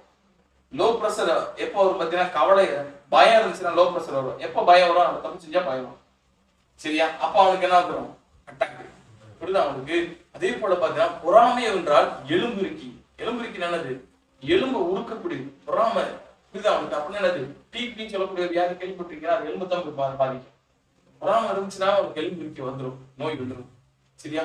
ஒவ்வொரு பாவத்துக்கு பின்னாடி நீ வேதத்துல குஷ்டரோகம்ங்கிற ஒரு பாவம் எதனால வந்துச்சுன்னா, தேவனுடைய பிரமாணங்களை கட்டளைகளை மீறுகிறவங்களுக்கு எல்லாம் என்ன வந்துச்சு பாத்தீங்கன்னா குஷ்டரோகம் வந்துடும். ஆனா தாண்ட சொல்றாரு, அவனை ஒதுக்கி விட்டுரு. அவனை உள்ளுக்குள்ள விட்டுனா தீட்டு, அவனை ஒதுக்கி விட்டுரு, ஆலயத்துக்கு புறம்பாக்கு. சரியா? தேவனுக்கு கீழ்ப்படியாதவங்களுக்கு என்ன வந்துடும் பாத்தீங்கன்னா குஷ்டரோகம் வந்துடும். தேவனுக்கு வேதத்தை பொறுப்பையா நீங்க வாசிச்சு பாத்தீங்கன்னா தெரியும். அந்த இடத்துல பாத்தீங்கன்னா, மோசே அவருடைய சகோதரியாகிய மீரியம் ஒருத்தவங்க இருந்தாங்க. அவங்க என்ன பண்ணாங்க பாத்தீங்கன்னா, மோசைக்கு விரோதமா நினைச்சிட்டாங்க. மோசே தேவனுடைய மனுஷன், தேவனால் நடத்தப்படக்கூடிய ஒரு மனிதன். தெய்வத்திட்ட கேட்டுட்டு தான் இந்த வேலையை செய்யறது. இந்த தெய்வத்தை கேட்டு செய்யற அந்த மனிதனுக்கு எதிராக யார் எழும்புனது? அவருடைய சகோதரி எழும்பின உடனே என்ன ஆயிடுச்சு பாத்தீங்கன்னா, அந்த சகோதரிக்கு என்ன வந்துச்சு? குஷ்டரோகம் வந்துச்சு. அதனால நினைச்சிட்டாங்க பாளையத்துக்கு புறமா இருக்கிறாங்க. அப்புறம் மோசையை போய் ஆண்டவர்கிட்ட வேண்டுதல் பண்றப்பதான் அந்த குஷ்டரோகத்துல அந்த சகோதரியை கர்த்தர் நினைச்சிட்டாங்க, விடுதலை ஆக்கினான். சரியா? அப்ப ஒவ்வொரு வியாதிக்கு பின்னணியில என்ன இருக்கு பாத்தீங்கன்னா பாவங்கள். இப்ப பாவம் செஞ்சோம்னா துக்கம் வரும். பாவம் செய்யறவனுக்கு என்ன வரும்? துக்கம் வரும். சரியா? அப்ப நம்முடைய வாழ்க்கையில பாவத்துக்கு இடம் கொடுத்தோம்னா என்ன வந்துடும்? நமக்கு துக்கம் வந்துடும். என்ன?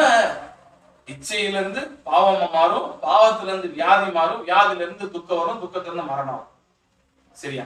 அப்ப என்ன செய்யக்கூடாது? நம்ம எதுக்கு இடம் கொடுக்க கூடாது? பாவத்துக்கு இடம் கொடுக்கவே கூடாது. பாவம்னா என்னது? கர்மங்கள். எந்த ஒரு மனிதனுக்கு விரோதமா எண்ணினா கூட அது கூட பாவம் தான். பேசுறவன பாவம் தான். மற்றவங்க பொருள் மேல ஆசைப்பட்ட பாவம் தான். ஒவ்வொரு காரியம் வேதத்துல சொல்லப்பட்டிருக்கு. அப்ப பாவமான காரியங்களுக்கு நம்ம என்ன செய்யணும்? விலகி இருக்கணும். அது என்ன கொண்டு வந்து நமக்கு? துக்கத்தை கொண்டு வந்துடும். பாவம் ஒரு மனுஷனுடைய வாழ்க்கையில் என்ன கொண்டு வந்துடும்? துக்கத்தை கொண்டு. அதனால பாவத்தை செய்யக்கூடாது. பாவம்னா என்னது? தேவன் செய்யக்கூடாதுன்னு சொன்னதை செய்யாம இருக்கிறது தான் என்னன்னா பரிசுத்தம். தேவன் செய்யக்கூடாதுன்னு ஒண்ணு சொன்னதை செஞ்சிட்டோம்னா என்ன செய்யுது? பாவம் மாதிரி. களவு செய்யாது இருப்பாயாக அப்படின்னா செய்யக்கூடாதுன்னு சொல்லியிருக்காரு. பொய் சாட்சி சொல்லாது இருப்பாய செய்யக்கூடாதுன்னு சொல்லியிருக்காரு. சரியா? இதை செஞ்சோம்னா பாவம். அதே போல தேவன் சில காரியங்களை செய்ய சொல்லியிருக்காரு. செய்யாம இருந்தோம் தகப்பனையும் தாயையும் கனம் பண்ணுவாயாக செய்யும் சொல்லியிருக்காரு.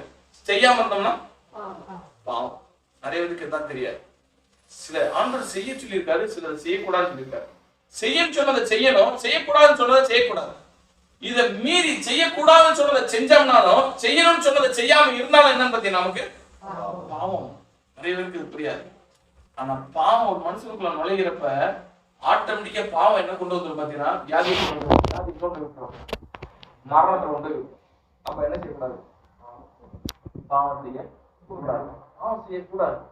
வேதத்துல பாத்தீங்கன்னா ஒரு ஆண்டவர் ஆசாரியன் மட்டும் நான் என்ன செஞ்சு சொல்லியிருக்காரு. நம்முடைய சமூகத்துக்கு பழைய ஏற்பாட்டு நாட்கள் உள்ள வர சொன்னார். ஒரு ராஜா என்ன பண்ணிட்டாரு அப்படி பாத்தீங்கன்னா, ஆசாரியன் செய்யற வேலை இவங்க போய் செய்யறேன்னு போயிட்டு என்ன பண்ணிட்டாரு பாத்தீங்கன்னா, உள்ள போய் எடுத்துட்டு போனாரு. உடனே அவர் குஷ்டம் வந்து அடி வாங்கிட்டாரு. ஆசாரியன் யாருக்கு என்ன கொடுத்துருக்கோ அதை தான் செய்யணும். அதை விட்டுட்டு அதை மாறி ராஜா செஞ்சதுக்காண்டி என்ன பண்ணுற குஷ்டம் மாட்டிக்கிட்டான். சரியா? நம்முடைய வாழ்க்கையில மிக கவனம். வியாதி வர்றதுக்கு காரணம் நம்முடைய பாவங்கள். பாவங்களுக்கு என்ன செய்யக்கூடாது? நம்ம இடம் கொடுக்க கூடாது. சரியா? அடுத்த ஒரு காரியம் என்னன்னு பாத்தீங்கன்னா, நீதிமொழிகள்ல 19வது அதிகாரம் 13வது வசனம். மூடனாகிய மகன் தன் தகப்பனுக்கு மிகுந்த துக்கம். மூடனாகிய மகன். இன்னைக்கு நிறைய பேருக்கு என்ன துக்கம் வர்றது காரணம் பார்த்தீங்கன்னா, பெத்த பிள்ளைகளை என்ன செஞ்சு விட்டுறான்? துக்கத்தை கொண்டு வந்துடுறான்.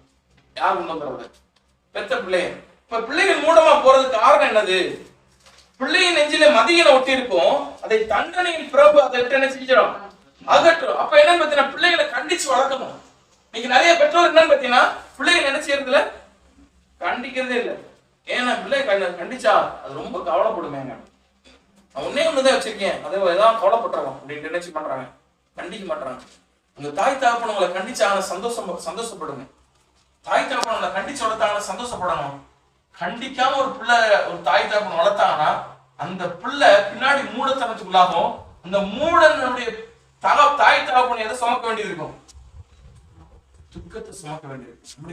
இந்த வேதம் எல்லாத்தையும் பிரிச்சு காமிக்கிற ஒரு வேதம். சரி, அங்க இடத்துல ஆண்டு சொல்றாரு மூடனாகிய பிள்ளைகள். வேதத்துல சொல்லப்பட்டிருக்க இன்னொரு காரியம் என்னன்னு பாத்தீங்கன்னா, ஞானமுள்ள மகன் தன் தகப்பனை என்ன செஞ்சான்? சந்தோஷப்படுத்துகிறான். மூடனாகிய ஒரு பிள்ளை என்ன செஞ்சிரு பாத்தீங்கன்னா, தகப்பனை என்ன செஞ்சிரு பாத்தீங்கன்னா, துக்கத்தை உண்டாக்கணும். இன்னைக்கு நிறைய பிள்ளைகள் என்ன பாத்தீங்கன்னா வந்து கண்டிக்காம வளர்க்குறாங்க. இன்னைக்கு நம்முடைய நாட்டு சட்டங்கள் கூட என்ன செய்யுது பாத்தீங்கன்னா, அது உதவிச்சு. பிள்ளைய அடிச்சா பிள்ளை போய் கம்ப்ளைண்ட் பண்ணா பிள்ளை என்ன செய்யணும்? பெற்றோர் தூக்கி என்ன செய்யணும்? உள்ள வச்சிருவான்.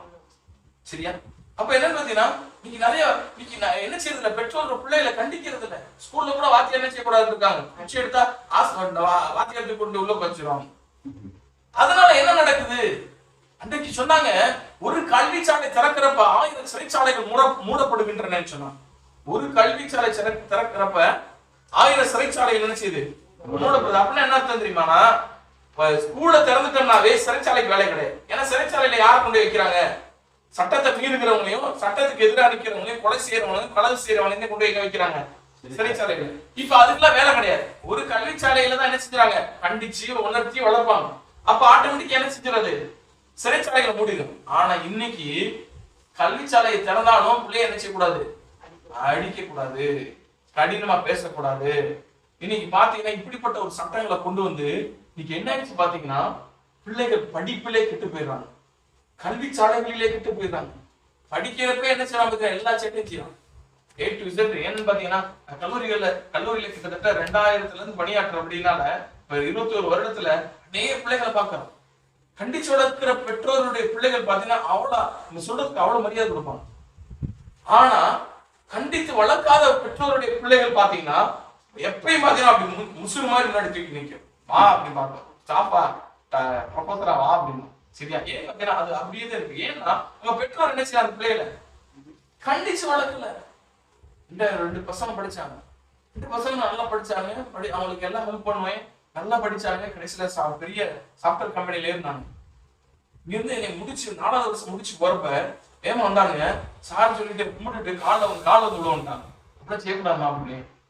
நான் ஒரு மனுஷன் தான், கடவுளுக்கு தான் செய்யலாம் அப்படின்னு. இல்ல சார், எனக்கு 4 வருஷம் என்ன செஞ்சீங்க, எனக்கு எவ்வளவோ கஷ்டத்துல எனக்கு சொல்லி கொடுத்தீங்க, உங்களால நான் என்ன செஞ்சிருக்கேன், கம்பெனிக்கு போறேன், ஒரு பெரிய கம்பெனிக்கு நல்ல சம்பளத்துக்கு போறேன், இப்பெல்லாம் நீ செய்யலாம், நான் கடவுளுக்கு போய் செய்யுங்க அப்படின்னு சொன்னேன். அப்ப பாருங்களேன், இப்படிப்பட்ட பிள்ளைகளும் இருக்காங்க. சிலது பாத்தீங்கன்னா எப்படா வெளியே போகணும்னு இருக்கேன், இது எப்படா படிச்சு முடிச்சு வெளியே போக வேண்டிய இருக்கிற வரையும் நமக்கு பிரச்சனை அப்படின்னு யோசிப்போம். காரணம் என்னன்னு பாத்தீங்கன்னா, மூடனாகிய பிள்ளைகள். மூடனுடைய அப்ப பெற்றோர் பிள்ளைகளை எப்படி வளர்க்கணும்? கண்டிச்சு வளர்க்கணும். இந்த டயத்துக்கு வா, இந்த டயத்துக்கு போ, இங்க நில்லு, நிக்க கூடாது, இதை பேசக்கூடாது. சின்ன பிள்ளையில இருந்து சொல்லி கொடுக்கணும். ஏன்னா இதுல சொல்லுவாங்க பாத்தீங்கன்னா, முருங்கிய முறிச்சு வளர்க்கணும், பிள்ளை என்ன செய்யணும், அடிச்சு வளர்க்கணும். அப்ப 5ல விளையாடுறது 50 நினைச்சாது. சின்ன பிள்ளைல இருந்து தயவுசெய்து நினைச்சீங்க, பிள்ளைகளை கண்டிச்சு வளர்க்கணும். உங்க பிள்ளைகளா இருக்கலாம், பேர பிள்ளைகளா இருக்கலாம், பிள்ளைகளை கண்டிச்சு வளர்க்கலன்னு வச்சுக்கங்களேன், நம்ப மாட்டீங்க. என்னுடைய தகப்பனார் நினைச்சுவாங்க பாத்தீங்கன்னா, வந்து கொஞ்சம் வீட்டுக்கு கரெக்டா 8 மணிக்கு வீட்டுக்குள்ள இருக்கணும், இல்ல 6 மணிக்கு வீட்டுல இருக்கணும். டியூஷன் பண்ணோம்னா 8 மணிக்கு வீட்டுக்கு வந்துடணும். அங்க டீச்சர் விடுறாங்க, அவங்கள்ட்ட கேட்டுட்டாச்சு நீ வீட்டுக்கு 8 மணிக்கு வந்துடணும். அப்படிதான் எங்க அப்பா வச்சிருப்பாங்க. ஒரு நாள் என்னன்னு பாத்தீங்கன்னா, வந்து கொஞ்சம் ஞாயிற்றுக்கிழமை தானே அப்படின்னு சொல்லிட்டு என்ன செஞ்சு பாத்தீங்கன்னா, அப்பா அன்னைக்கு டியூட்டிக்கு போயிட்டாங்க. கிளம்பி நானும் என் தம்பி என்ன செஞ்சுட்டோம் பாத்தீங்கன்னா, வந்து ஆத்துல போய் மீன் பிடிக்க போயிட்டோம். சரியா, ஆத்துல போய் மீன் பிடிச்சிட்டு இருக்கிறோம். மீன் பிடிச்சிருக்கு பட்டியல்பட்டி அந்த ஆத்துல பாத்தீங்கன்னா, அந்த சுடுகாடுங்கிற இடத்துல போய் அந்த பக்கத்துல போய் மீன் பிடிச்சிட்டு இருக்கோம். இன்னைக்கு பசங்கெல்லாம் சேர்ந்து ரொம்ப ஜாலியா மீன் பிடிச்சிட்டு இருக்கோம். தெரு பசங்க எல்லாம் சேர்ந்து போய் அங்க இருந்து ஒரு சத்தம் கேக்குது. என்னன்னு பாத்தீங்கன்னா, பிரகாசு அப்படின்னு. ஐயோ எங்கடா அந்த சத்தம், எங்கேயோ கேட்ட சத்தம். அங்க இருந்து ஜூட்டன் கிளம்புதான். சரி நேரத்துல வீட்டுக்கு போறோம். வீட்டுக்கு போனா கொஞ்ச நேரத்துல பாத்தீங்கன்னா, வெளியில வந்து சைக்கிள் வந்து எங்க டாடி வந்து சைக்கிள்ல பெல் அடிச்சாவே எங்க டாடி பெல்ல கண்டுபிடிச்சிருவேன். இங்க இருந்தா வெளில வந்த ரெண்டு பேரும் வெளியில வாங்கினா, 2 பேரும் வெளியில வாங்கினா, 2 பேரும் வெளியில என்ன செஞ்சாங்க பாத்தீங்கன்னா, வந்து உப்பை போட்டு உப்புல முழங்கால் போடுனா எல்லாமே. அப்ப பாத்தீங்கன்னா, வந்து வீட்டுக்குள்ள எல்லாரும் பக்கத்து வீட்டுக்காரா சொல்றாங்க, ஏன் போயிட்டு இது பண்றீங்க, வெயில் பயங்கரமா அடிச்சிருக்கு. மத்தியானம் 12 மணிக்கு 1 மணிக்கு மேல. சரியா, வெளியில நினைச்சுறாங்க, முழங்கால் போட சொல்றாங்க. ரொம்ப வேதனையா இருந்துச்சு, கஷ்டமா இருக்கு, ஏன்னா இப்படி பண்றாருன்னு சொல்லி. ஆனா அப்படி கண்டித்து வளர்க்கப்பட்டபடினால உங்களுக்கு சொல்றேன், எந்த இடத்துல போனாலும் கவனம் இருப்பேன். எதை பேசக்கூடாது, எதை செய்யக்கூடாது, எந்த ஆரோட சேரக்கூடாது. அன்னைக்கு இருந்து கற்றுக் கொடுத்தார். அப்படிலாம் கண்டிச்சு வளர்க்கப்பட்டபடினாலதான் இன்னைக்கு ஒரு பரிசுத்தமா வாழ்றதுக்கு கர்த்தர் எனக்கு உதவி செய்யறான். இந்த பெற்றோருக்காக நான் நன்றி செலுத்துவேன். கொஞ்சம் சேட்டை பண்றோம்னா உடனே நினைச்சு பாத்தீங்கன்னா பெல்ட்டை கட்டிடுவோம். பெல்ட் பாத்தீங்கன்னா சாதாரண பெல்ட், பெரிய லெதர் பெல்ட் வச்சிருக்கோம். முன்னாடி பெல்ட்டை பார்த்த உடனே நமக்கு பக்குன்னு இருக்கும். அதை கையை வச்சுட்டாரு கோபத்துல அப்படின்னாவே அப்படியே நடிக்கிட்டு வச்சுங்க. அப்படி வளர்க்கப்பட்டபடினால இன்னைக்கு தப்பான காரியங்களுக்கு விலகி இருக்க உதவி செஞ்சிருக்கிறார் கர்த்தர். சில திரகாத்திரமான ஒரு பரிசுத்தத்துக்கு ஏதுவான முடிவுகள் எடுக்கிறப்ப கர்த்தர் உதவி செய்கிறார். சரியா, இது சின்ன பிள்ளைகளுக்கு செஞ்சனால இன்னைக்கு வரைக்கும் அப்பா மேல பயங்கர மரியாதை. உலகாவது பேசுறாங்க, அப்பா என்னன்னு பாத்தீங்கன்னா உங்களை கண்டிச்சு வளர்த்தனால இன்னைக்கு என்னன்னு பாத்தீங்கன்னா, வந்து தவறான காரியங்களுக்கு உடன்படாம வாழ்வதற்கு கர்த்தர் உதவி செஞ்சிருக்காங்க.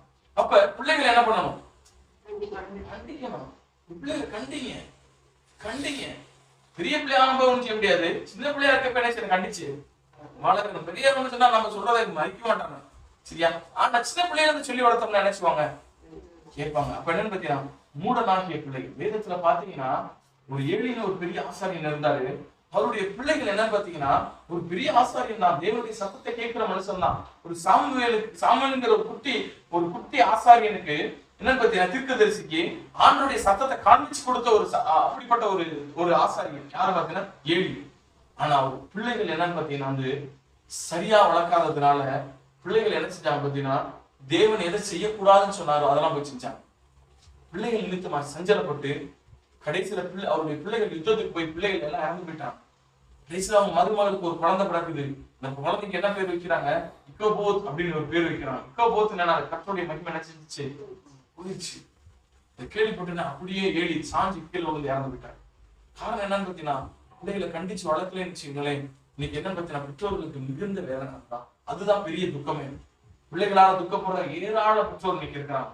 நீங்க பாத்தீங்கன்னா டெய்லி பிள்ளைகள் சேருது. முன்னாடியாச்சும் பசங்க தான் செய்வாங்க, இப்ப பசங்களை எல்லாம் தூக்கி அடிக்கிறாங்க. யாரு, உங்களை. சரியா, நான் முடிச்சோன்னே கொடைக்கானல் எனக்கு தெரிஞ்ச சகோதரர், அவங்க பெரிய ஹோட்டல் வச்சிருக்காங்க, அவங்க பெரிய ஓனர். அவங்க ஹோட்டலுக்கு என்ன செஞ்சிருக்காங்க பாத்தீங்கன்னா, வந்து நைட் வந்திருக்காங்க. பெற்றோர் ஒருத்தர் வந்து என்ன செஞ்சிருக்காரு, பாட்டில் எடுத்து வச்சு டம்ளர் ஊத்தி என்ன செஞ்சிருக்காரு, ட்ரிங்க்ஸ் அடிச்சுட்டு இருந்திருக்காரு. உடனே அவங்க ஒய்ஃப் வந்து நினைச்சிட்டாங்க பாத்தீங்கன்னா, ஐ ஷேர் வித் யூ அப்படின்னாங்க. நானும் கூட அப்படின்ட்டாரு. அந்த அம்மா உட்காந்து குடிச்சிட்டு இருக்கான். கொஞ்ச நேரத்துல பாத்தீங்கன்னா அவங்க வாலி பெண் பிள்ளை என்ன செய்யுது பாத்தீங்கன்னா, 18 வயசு 19 வயசு பிள்ளை அப்படின்னாராம். அந்த பிள்ளைய என்ன செஞ்சு பாத்தீங்கன்னா பாட்டில் ஊத்தி குடிச்சிட்டு இருக்கான். குடிச்சிட்டு என்ன அவங்க அப்பா போட்டு சிகரெட் இதை எடுத்து அதை தம் அடிச்சுட்டு இருக்கான். எவ்வளவு அசுத்தமான காலங்கள் பாருங்களேன், நம்ம வாழ்ந்து கொண்டிருக்கிற நாட்கள். யோசிச்சு பாருங்க, இப்படிப்பட்ட காலங்கள்ல தான் இன்னைக்கு என்னன்னு பாத்தீங்கன்னா, பிள்ளைகளும் இப்படித்தான் நிச்சயப்படுறாங்க. இன்னைக்கு மாற்றப்பட்டு கொண்டு இருக்கிறாங்க. பெண் பிள்ளைகளால இன்னைக்கு அநேக பெற்றோர் என்ன பாத்தீங்கன்னா, முன்னாடி சொல்லாம வயிற்றுல நெருப்பு கட்டிட்டு இருக்கிறேங்கிற மாதிரி என்ன பாத்தீங்கன்னா, பெண் பிள்ளை பெற்றவங்க எல்லாரும் இன்னைக்கு கீழ்படியாத பெண் பிள்ளைகளால அநேக குடும்பங்கள் என்ன பாத்தீங்கன்னா பயங்கர வேதனை. இது போயிட்டு எத்தனை மணிக்கு வீட்டுக்கு வருமோ அப்படிங்கறதே என்ன பத்தி நிறைய பேருக்கு பெரிய பக்கன்னு இருக்கும். மற்றவனால பிரச்சனையை காட்டுங்க, இதுவனால பிரச்சனை வந்துருமே அப்படின்னு சொல்லி என்ன பத்தினா நிறைய பெற்றோர்கள் எதிர்ப்புறாங்க. காரணம் என்ன பத்தினா மூடத்தனங்கள் போறது காரணம் என்ன பத்தினா பெற்றோர் என்ன செய்யல, பெற்றோர் பிள்ளைகள் என்ன செய்யல, வளர்க்கல. மிக கவனம் நம்முடைய வாழ்க்கையில. அடுத்த ஒரு காரியம் நீதிமொழிகள் 23வது அதிகாரம் 29வது வசனம். ஐயோ யாருக்கு வேதனை, யாருக்கு துக்கம், யாருக்கு சண்டைகள், யாருக்கு புலம்பல், யாருக்கு காரணமில்லாத காயங்கள், யாருக்கு ரத்தம் கலங்கின கண்கள். சரியா? நீங்க எல்லாரும் இருக்கீங்க. நீங்க சிலர் படிச்சிருக்கலாம், சிலர் படிக்காம இருக்கலாம். சரியா? படிச்சவங்க அமைதியா இருந்துக்குங்க. படிக்காதவங்க இந்த வசனங்களை படிக்காதவங்க யாருக்கு கண்கள் கலங்கிருக்கும் சொல்லுங்க. யாருக்கு ரத்தம் கலங்கினா சிவப்பு கண்ணா இருக்கணும். யாருக்கு ரத்தம் கலங்கின கண்கள். அங்க என்ன சொல்லப்பட்டிருக்கு, இன்னொரு அந்த இடத்துல வசனம் என்ன சொல்லப்பட்டிருக்கு பாத்தீங்கன்னா, ஐயோ யாருக்கு வேதனை, யாருக்கு துக்கம், யாருக்கு சண்டைகள். யாரு பொழுதுக்கு சண்டை போடுவாங்க, தேவையில்லாம மத்த ஆளுகளோட போய் சண்டை மழு கட்டுறது, ரோட்ல வரப்பே கூட சண்டை கட்டிட்டு இருப்பாங்க. சரியா? அதுக்கடுத்து யாருக்கு புலம்பல், அவனாவே பேசிட்டு இருப்பான். சில பாத்துருக்கீங்க வச்சுக்கலேன், வாட்டுக்கு இந்த ரோட்ல இருந்து அந்த ரோட்டுக்கு போவேன், அந்த ரோட்ல இருந்து இந்த ரோட்டுக்கு வருவான். அவனுடைய நடையை எப்படி இருக்கு பாத்தீங்கன்னா ஜிக்ஜாக்கா தான் இருக்கும், நேரம் நடக்க மாட்டான். சரியா? அதுக்கடுத்து என்ன போட்டிருக்கு, யாருக்கு காரணம் இல்லாத காயங்கள், தேவையில்லாத காயப்பட்டுட்டு வர்றது, கீழே விழுந்து எந்திரிக்கிறது, அதான் யார் செய்வான் சொல்லுங்க. யாரு பாத்தீங்கன்னா யாரு மதுபான வெறி கொள்றாங்களோ அவனுக்கு பூரா இதான் பிரச்சனை. அவனால மட்டும் இல்ல, அவனால அவன் குடும்பத்துக்கும் பிரச்சனை. யார் யார் குடிக்கிறாங்களோ குடிக்கிறவர்களால பிரச்சனை என்ன தெரியுமா பாத்தீங்கன்னா, அந்த இடத்துல அடுத்த வசனம் சொல்லப்பட்டிருக்கு, 30வது வசனம். மதுபானம் இருக்கும் இடத்திலே தங்கி தரிப்பவர்களுக்கும் களவுள்ள சாராயத்தை நாடுகிறவர்களுக்கும் தானே மதுபானம் இரத்த வருணமாய் இருந்து பாத்திரத்தில் பளபளப்பாய் தோன்றும் போது நீ அதை பாராதே, அது மெதுவாய் இறங்கும், முடிவிலே அது பாம்பை போல் கடிக்கும், விரியனை போல் தீண்டும். இங்க இந்த இடத்துல ஆண்டவர் சொல்ல வர்றதுக்கு காரணம் என்னன்னு பாத்தீங்கன்னா, இன்னைக்கு அநேக மதுபான வெறி கொள்றவங்களுக்கு எல்லாம் என்ன வந்துடும், துக்கம் வந்துடும். நிறைய பேருக்கு தெரியாது. குடிக்கிறவனுக்கும் துக்கம் தான், அவன் குடும்பத்துக்கும் துக்கம் தான். குடும்பத்துக்கு என்னது துக்கம் தான். நீங்க குடிக்கிறவனால என்ன பாத்தீங்கன்னா, யாருக்கு ரத்தம் கலங்கின கண்கள், ரத்த சிவப்பா இருக்கு கண்ணு, குடிச்சு நல்லா குடிச்சவங்க கண்ணெல்லாம் பாத்திருக்கீங்களா, கண்ணை வச்சு கண்டுபிடிச்சு. சரியா? அவன் எத்தனை பாக்கு போட்டு அதை மறைச்சாலும் சரி, முட்டாய் உச்சு போனாலும் சரி, அவன் கண்ணை வச்சே கண்டுபிடிச்சுட்டான் குடிச்சவங்க. சரியா? அதுக்கப்புறம் பாத்தீங்கன்னு வச்சுங்களேன், அடுத்து சொல்லப்பட்டிருக்கு என்னன்னு பாத்தீங்கன்னா, அவன் ஆட்டோமேட்டிக்கா புலம்பிட்டு இருப்பான். அவன் என்ன செஞ்சுட்டு இருப்பான், அவார்டு குடிச்சவன் பாத்திருக்கீங்களா, அவார்டு பேசிட்டே இருப்பான். என்ன செஞ்சுட்டு இருப்பான், அவார்டு பேசிட்டு இருப்பான். யாரும் கண்டுக்க மாட்டான். அவார்டு பேசிட்டு என்ன செஞ்சுட்டு இருப்பான் பாத்தீங்கன்னா, ரோட்ல தான் தான் பேசிட்டு இருக்கான்னு கூட தெரியாது. ஆனா அவன் வாட்டுக்கு என்ன செஞ்சுட்டு இருக்கான், பேசிட்டு இருப்பான். அடுத்து சொல்லப்பட்டிருக்கு யாருக்கு காரணம் இல்லாத காயங்கள். காரணம்லாம் என்னது, எங்கேயாச்சும் விழுந்து எந்திரிச்சிருவான். பாத்திருக்கீங்களா? குடிச்சவங்க பாத்தீங்கன்னா சாக்கடைக்குள்ள போய் விழுந்து எந்திரிச்சிட்டாங்க, ரோட்ல போய் விழுந்து எந்திரிச்சிட்டாங்க. அதுக்கப்புறம் பாத்தீங்கன்னா யாரையோட போய் சண்டையை கட்டிடுவான், அடி வெளிச்சு விட்டு போயிடுவான். சரியா? யார ஒரு நாள் நான் இங்க இருந்து மலைக்கு பஸ்ல போயிட்டு இருக்கேன், நைட் 7 பஸ்ல போயிட்டு இருக்கப்போ ஒரு ஃபுல்லா ஒருத்தர் ட்ரிங்க்ஸ். சரியா? ட்ரிங்க்ஸ் போட்டு என்ன செஞ்சாரு, பஸ்ல ஏறிட்டாங்க. ஏறின உடனே என்ன செஞ்சா அப்படி பாத்தீங்கன்னா அங்க இருக்க ஒருத்தனை போட்டு டப்பு டப்புன்னு அடிச்சுட்டாப்படி. அடிச்சு இருக்கடா நீ அடிச்சு அப்படின்னா அந்த ஒரு என்னன்னு பாத்தீங்கன்னா வேணாம், நான் பிரச்சனை என்ன பண்ணாத அப்படின்னா அவர் 2 பேருக்குள்ள சண்டை. அவர் பிடிக்காத ஆளு, அவர் அமைதியா உட்காந்துருக்காரு. அவர்கிட்ட போய் குடிச்சிட்டு வந்து ஏறினேன், எங்க சிற்றூர்ல வந்து ஏறா அப்படி பயங்கர சண்டை போட்டுட்டே இருக்கு. அப்படி அந்த ஆள் இந்த ஆட்டு அடி வாங்கிட்டே இருந்தாரு அமைதியா. ஏன்னா மறுபடியும் அவர் அடிக்க முடியல, ஏன்னா நான் நெருக்கலான இடத்துல உட்காந்துருக்கா அப்படி, அவர் உள்ளுக்குள்ள உட்காந்துருக்கா அப்படி, அதனால ஒரு எழுந்திரிச்சு அடிக்க முடியல. ஆனா இவன் அடிச்சு ரொம்பிச்சுட்டே இருக்கான். அந்த குடிச்சு அமைதியா இருந்துச்சு. வண்டி பாத்தீங்கன்னா மலையில போய் இந்த முன்னாடி கிட்ட பாத்தீங்கன்னா பொங்கப்பட்டின்னு நினைக்கிறேன், அதுக்கு முன்னாடி சாரி மஞ்சப்பரப்புங்கிற இடத்துல போய் வண்டி போய் நிக்குது. நைட்டு நின்ன உடனே இந்த அடி வாங்கிட்டே வந்துட்டு இருந்தேன் பாத்தீங்களா. நீ வாங்கடா அப்படின்னு கூப்பிட்டேன். ஊருக்கான 10 பேர் அடி வெளிச்சுட்டாங்க. யார அந்த குளிச்சுட்டு இருந்தா பாத்தீங்களா, 10 பேர் ஒருத்தர் தான் அவன் அடிச்சுட்டு வந்தா அடி வாங்கிட்டு வந்துட்டு இருந்தேன். அவன் அங்க இருந்து கூப்பிட்ட ஸ்பீடுல, அன்னைக்கெல்லாம் செல்போன் கிடையாது, கூப்பிட்ட ஸ்பீட்ல ஏறேன் ரொம்ப முடிச்சுட்டேன் அடிச்சுட்டான் அப்படின்னு ஊருக்காரன் பூரா அடிச்சா கொஞ்ச நேரத்துல ரத்த காயம் ஆக்கி விட்டாங்க. யாரா அந்த குடியாம அதுக்கப்புறம் பாத்தீங்கன்னு வச்சுக்கலாம், எந்திரிக்க முடியாம சீட்டுக்குள்ள கீழே உட்கார்ந்து அப்படி நான் பார்த்தேன். எதுக்கு உனக்கு தேவையில்லாத வேலை, அங்கிருந்து அவனை முடிச்சுட்டு வந்தாவே அவன் அமைதியா வந்து எங்க எடுத்து அடிச்சுட்டான். அவன் ஏரியாவுக்குள்ள வந்து எடுத்துக்கிட்டாங்க. அது வரைக்கும் சில நாய் பார்த்துருக்கீங்கன்னு வச்சுங்களேன், அது ஏரியாவில் அமைதியா இருக்கும். சரி, அது ஏரியாவில் பயங்கர கம்பீரமா இருக்கும். ஆனா அது ஏரியாவுக்கு வேற ஏரியாவுக்கு வச்சு நினைச்சுக்கலாம். சரியா, கடிச்ச கடி வாங்கிட்டு வந்துடும். ஆனா அது ஏரியாவுக்குள்ள வந்தா பாத்தீங்கன்னா பயங்கரமா இருக்கும். அது மாதிரி நாங்க பாக்குறேன், இங்க வரைக்கும் அமைதியா வந்து அங்க போய் ஆளை கூப்பிட்டோன்னு அடி வலிச்சு பிரிச்சுக்கிட்டாங்க. அப்ப யோசிச்சேன், எதனால இது? குடிக்கிறதுனால. இன்னைக்கு நிறைய பேர் என்ன பத்தினா குடிக்கிறப்ப என்ன பத்தினா நம்முடைய சுய நினைவே இழந்துரும். அப்ப இது எதுக்காக சொல்லப்படுறது பாத்தீங்கன்னா, குடிக்கிறவர்களால துக்கம் வருது. அவனுக்கு மட்டும் இல்ல, குடும்பத்துக்குமே துக்கம் தான். வீட்டுல பாத்தீங்கன்னு வச்சுக்கலேன், குடிக்கிறவனுக்கு எது கிடைச்சாலும் எடுத்து கொண்டு வித்துக்குவாங்க. வீட்டுல பண்ட பாத்திரமா இருந்தா கூட என்ன செஞ்சிருவாங்க, தூக்கிட்டு கிட்ட சடமான வச்சு என்ன செஞ்சிருவாங்க, வித்துக்குவாங்க. தெரிஞ்ச ஒருத்தருக்கா அப்படி குடிக்க நினைச்சிட்டா அப்படின்னு வச்சுக்கலேன், வீட்டுல இருக்க ஃப்ரிட்ஜை தூக்கி போயிடும் அப்படி. சரியா, அவங்க வீட்டுல பாத்தீங்கன்னா நாலு புதுசா வாங்கி வச்சிருப்பாங்க, காணாம போயிடும் பூரா பொருள். எப்ப தூக்கிட்டு போறா, அப்படி எப்படி தூக்கிட்டு போறா தெரியாது. ஆனா போறா தூக்கி போடுத்துட்டு குடிச்சுட்டு என்ன செய்வா அப்படி பாத்தீங்கன்னா வந்து அங்க இருந்து என்ன பாத்தீங்கன்னா வந்துருவா அப்படி. காரணம் என்ன பாத்தீங்கன்னா, குடிக்கிறவர்களான துக்கங்கள் குடும்பத்துல. அது மாத்திரமல்ல, இன்னும் வேதத்துல ஒரு ஒரு 1 சாமுவேலின் புத்தகம் அங்க ஒரு காரியத்தை சொல்லப்பட்டிருக்கு. 1வது அதிகாரத்தை எடுத்துப்போம். இங்க என்ன பாத்தீங்கன்னா வந்து அன்னாள் என்கிற ஒரு சகோதரி. சரியா, அவங்க பாத்தீங்கன்னா வந்து அந்த சகோதரியுடைய வாழ்க்கையில என்ன பிரச்சனை பாத்தீங்கன்னா வந்து குழந்தை இல்லை. அநேக நாட்கள் என்ன இல்ல, குழந்தை இல்லை. சரியா, குழந்தை இல்லாததுனால தேவ சமூகத்துல வந்து என்ன செய்யறாங்க, மிகுந்த துக்கத்தோட என்ன செய்யறாங்க, ஆண்டவர்கிட்ட விண்ணப்பம் பண்றாங்க. விண்ணப்பம் பண்றப்ப இப்ப 1 சாமுவேல் 1ஆம் அதிகாரம் 18வது வசனம், அப்பொழுது அவள் உம்முடைய அடியாளுக்கு உம்முடைய கண்களிலே தயை கிடைக்க கடவுது என்றார். பின்பு அந்த ஸ்திரீ புறப்பட்டு போய் போஜனம் செய்தார். அப்புறம் அவள் துக்க முகமாய் இருக்கவில்லை. நிறைய பேருக்கு என்ன பார்த்தீங்கன்னா, தங்களுடைய தேவைகள் பூர்த்தியாகலைன்னா துக்கம். தங்களுடைய தேவை. இந்த அம்மாவுக்கு என்ன பிரச்சனை பார்த்தீங்கன்னு வச்சுங்களேன், என்னல்ல, குழந்தை. இன்னைக்கு அநேகருடைய வாழ்க்கையில துக்கம் வர்றதுக்கு காரணம், தன் தேவைகள் பூர்த்தி அடையல. எதிர்பார்த்தது எனக்கு கிடைக்கல, எதிர்பார்த்த நன்மைகள் எனக்கு கிடைக்கல. நீங்க ஒவ்வொருத்தருக்கும் ஒவ்வொரு எதிர்பார்ப்புகள் இருக்கலாம்.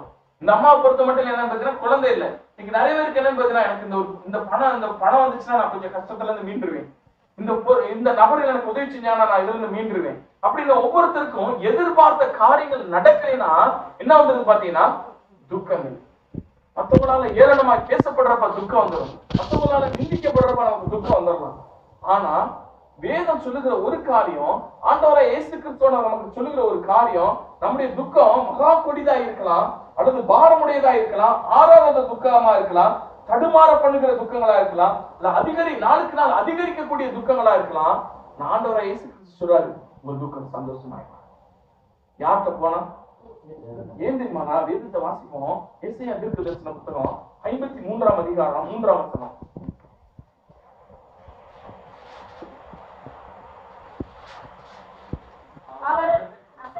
அவர் அசட்டை பண்ணப்பட்டவரும் மனுஷரால் புறக்கணிக்கப்பட்டவரும் துக்கம் நிறைந்தவரும் சுமக்க முடியாத பாரமா இருந்திருக்கலாம், சொல்லி முடியாத துக்கங்களா இருந்திருக்கலாம், எவ்விதமான துக்கங்களா இருந்தாலும் அத்தனை துக்கங்களையும் ஆண்டவராகிய இயேசு கிறிஸ்துவோட உங்களுக்காகவும் எனக்காகவும் கல்வாரியிலே சுமந்தார், நமக்காக சுமந்தார். யோசிச்சு பாருங்களேன், நம்ம துக்கத்தை ஒருத்தர் சுமந்திருக்காரா எவ்வளவு சந்தோஷப்படணும் பாருங்களேன்.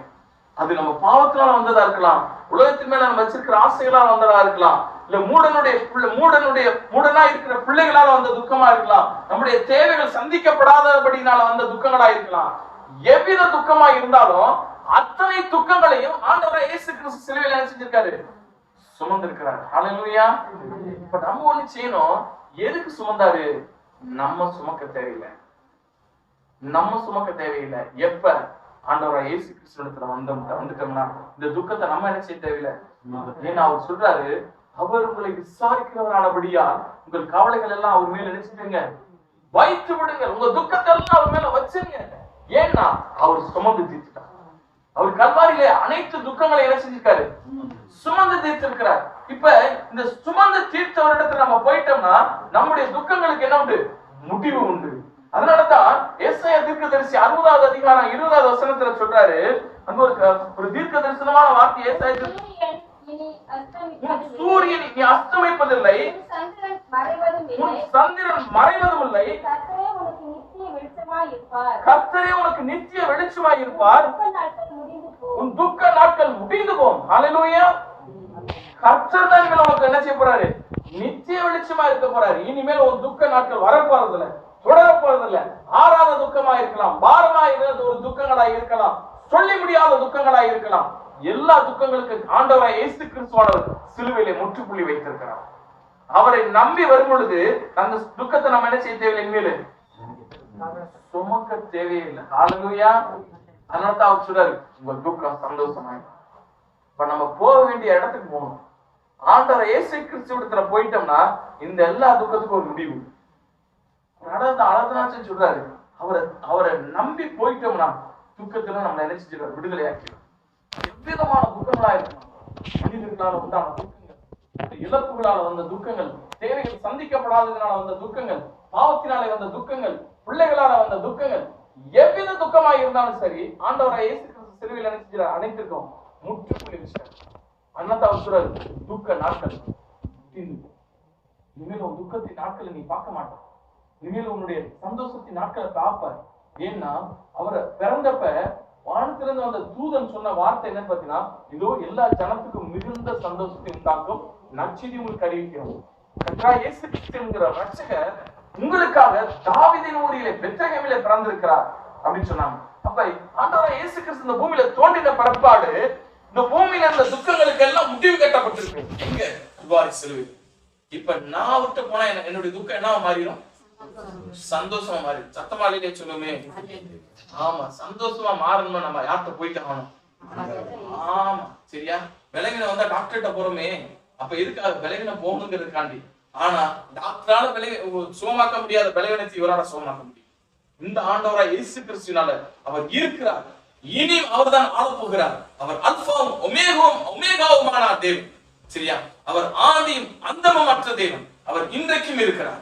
அவர் நேற்றும் இன்றும் என்றும் மாறாத தெய்வமாய் ஆண்டவராய் இயேசு கிறிஸ்து இருக்கிறார்.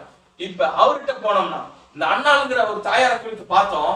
இனி அவங்க ஆண்டவராய் இயேசு கிறிஸ்து இடத்துல போய் தன்னுடைய இருதயத்தை ஊற்றினாங்க, தன்னுடைய தேவை என்னதுன்னு ஊத்துறாங்க.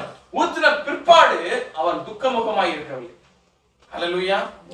அவங்களுக்கு குழந்தை இல்லாம இருந்தவங்களுக்கு ஆண்டவர் ஏற்ற ஒரு நல்ல குழந்தைகளை கொடுத்தார். சாமுவேல் தீர்க்கதரிசியை கொடுத்தார். அதுக்கடுத்து குழந்தைகள் அவங்களுக்கு பிறந்தாங்க. கர்த்தர் அவங்களுடைய துக்கத்தை எல்லாம் என்ன செஞ்சிட்டாரு, சந்தோஷமா மாத்திட்டார். இன்னைக்கு நம்ம துக்கத்தை ஆண்டவரால என்ன செய்ய முடியும், மாற்ற முடியுங்க. ஒரு கல்யாண வீட்டுக்கு போயிருக்கிறாரு. அந்த கல்யாண வீட்டுல பிரச்சனை என்ன தெரியுமா பாத்தீங்கன்னா, எல்லாத்துக்கும் பந்தி பரிமாறிக்கிட்டு இருக்காங்க. கடைசி ஆட்கள் பாத்தீங்கன்னா கல்யாண வீட்டுல நிறைய வந்துகிட்டு இருக்காங்க. வந்துகிட்டு இருந்தா இப்ப என்ன ஆயிடுச்சு பாத்தீங்கன்னா, பந்தியில சாப்பாடு எல்லாம் போச்சு. கல்யாண வீட்டுக்காக ஒரு ஏழை என்று நினைக்கிறேன், கஷ்டப்படுற குடும்பம் நினைக்கிறேன்.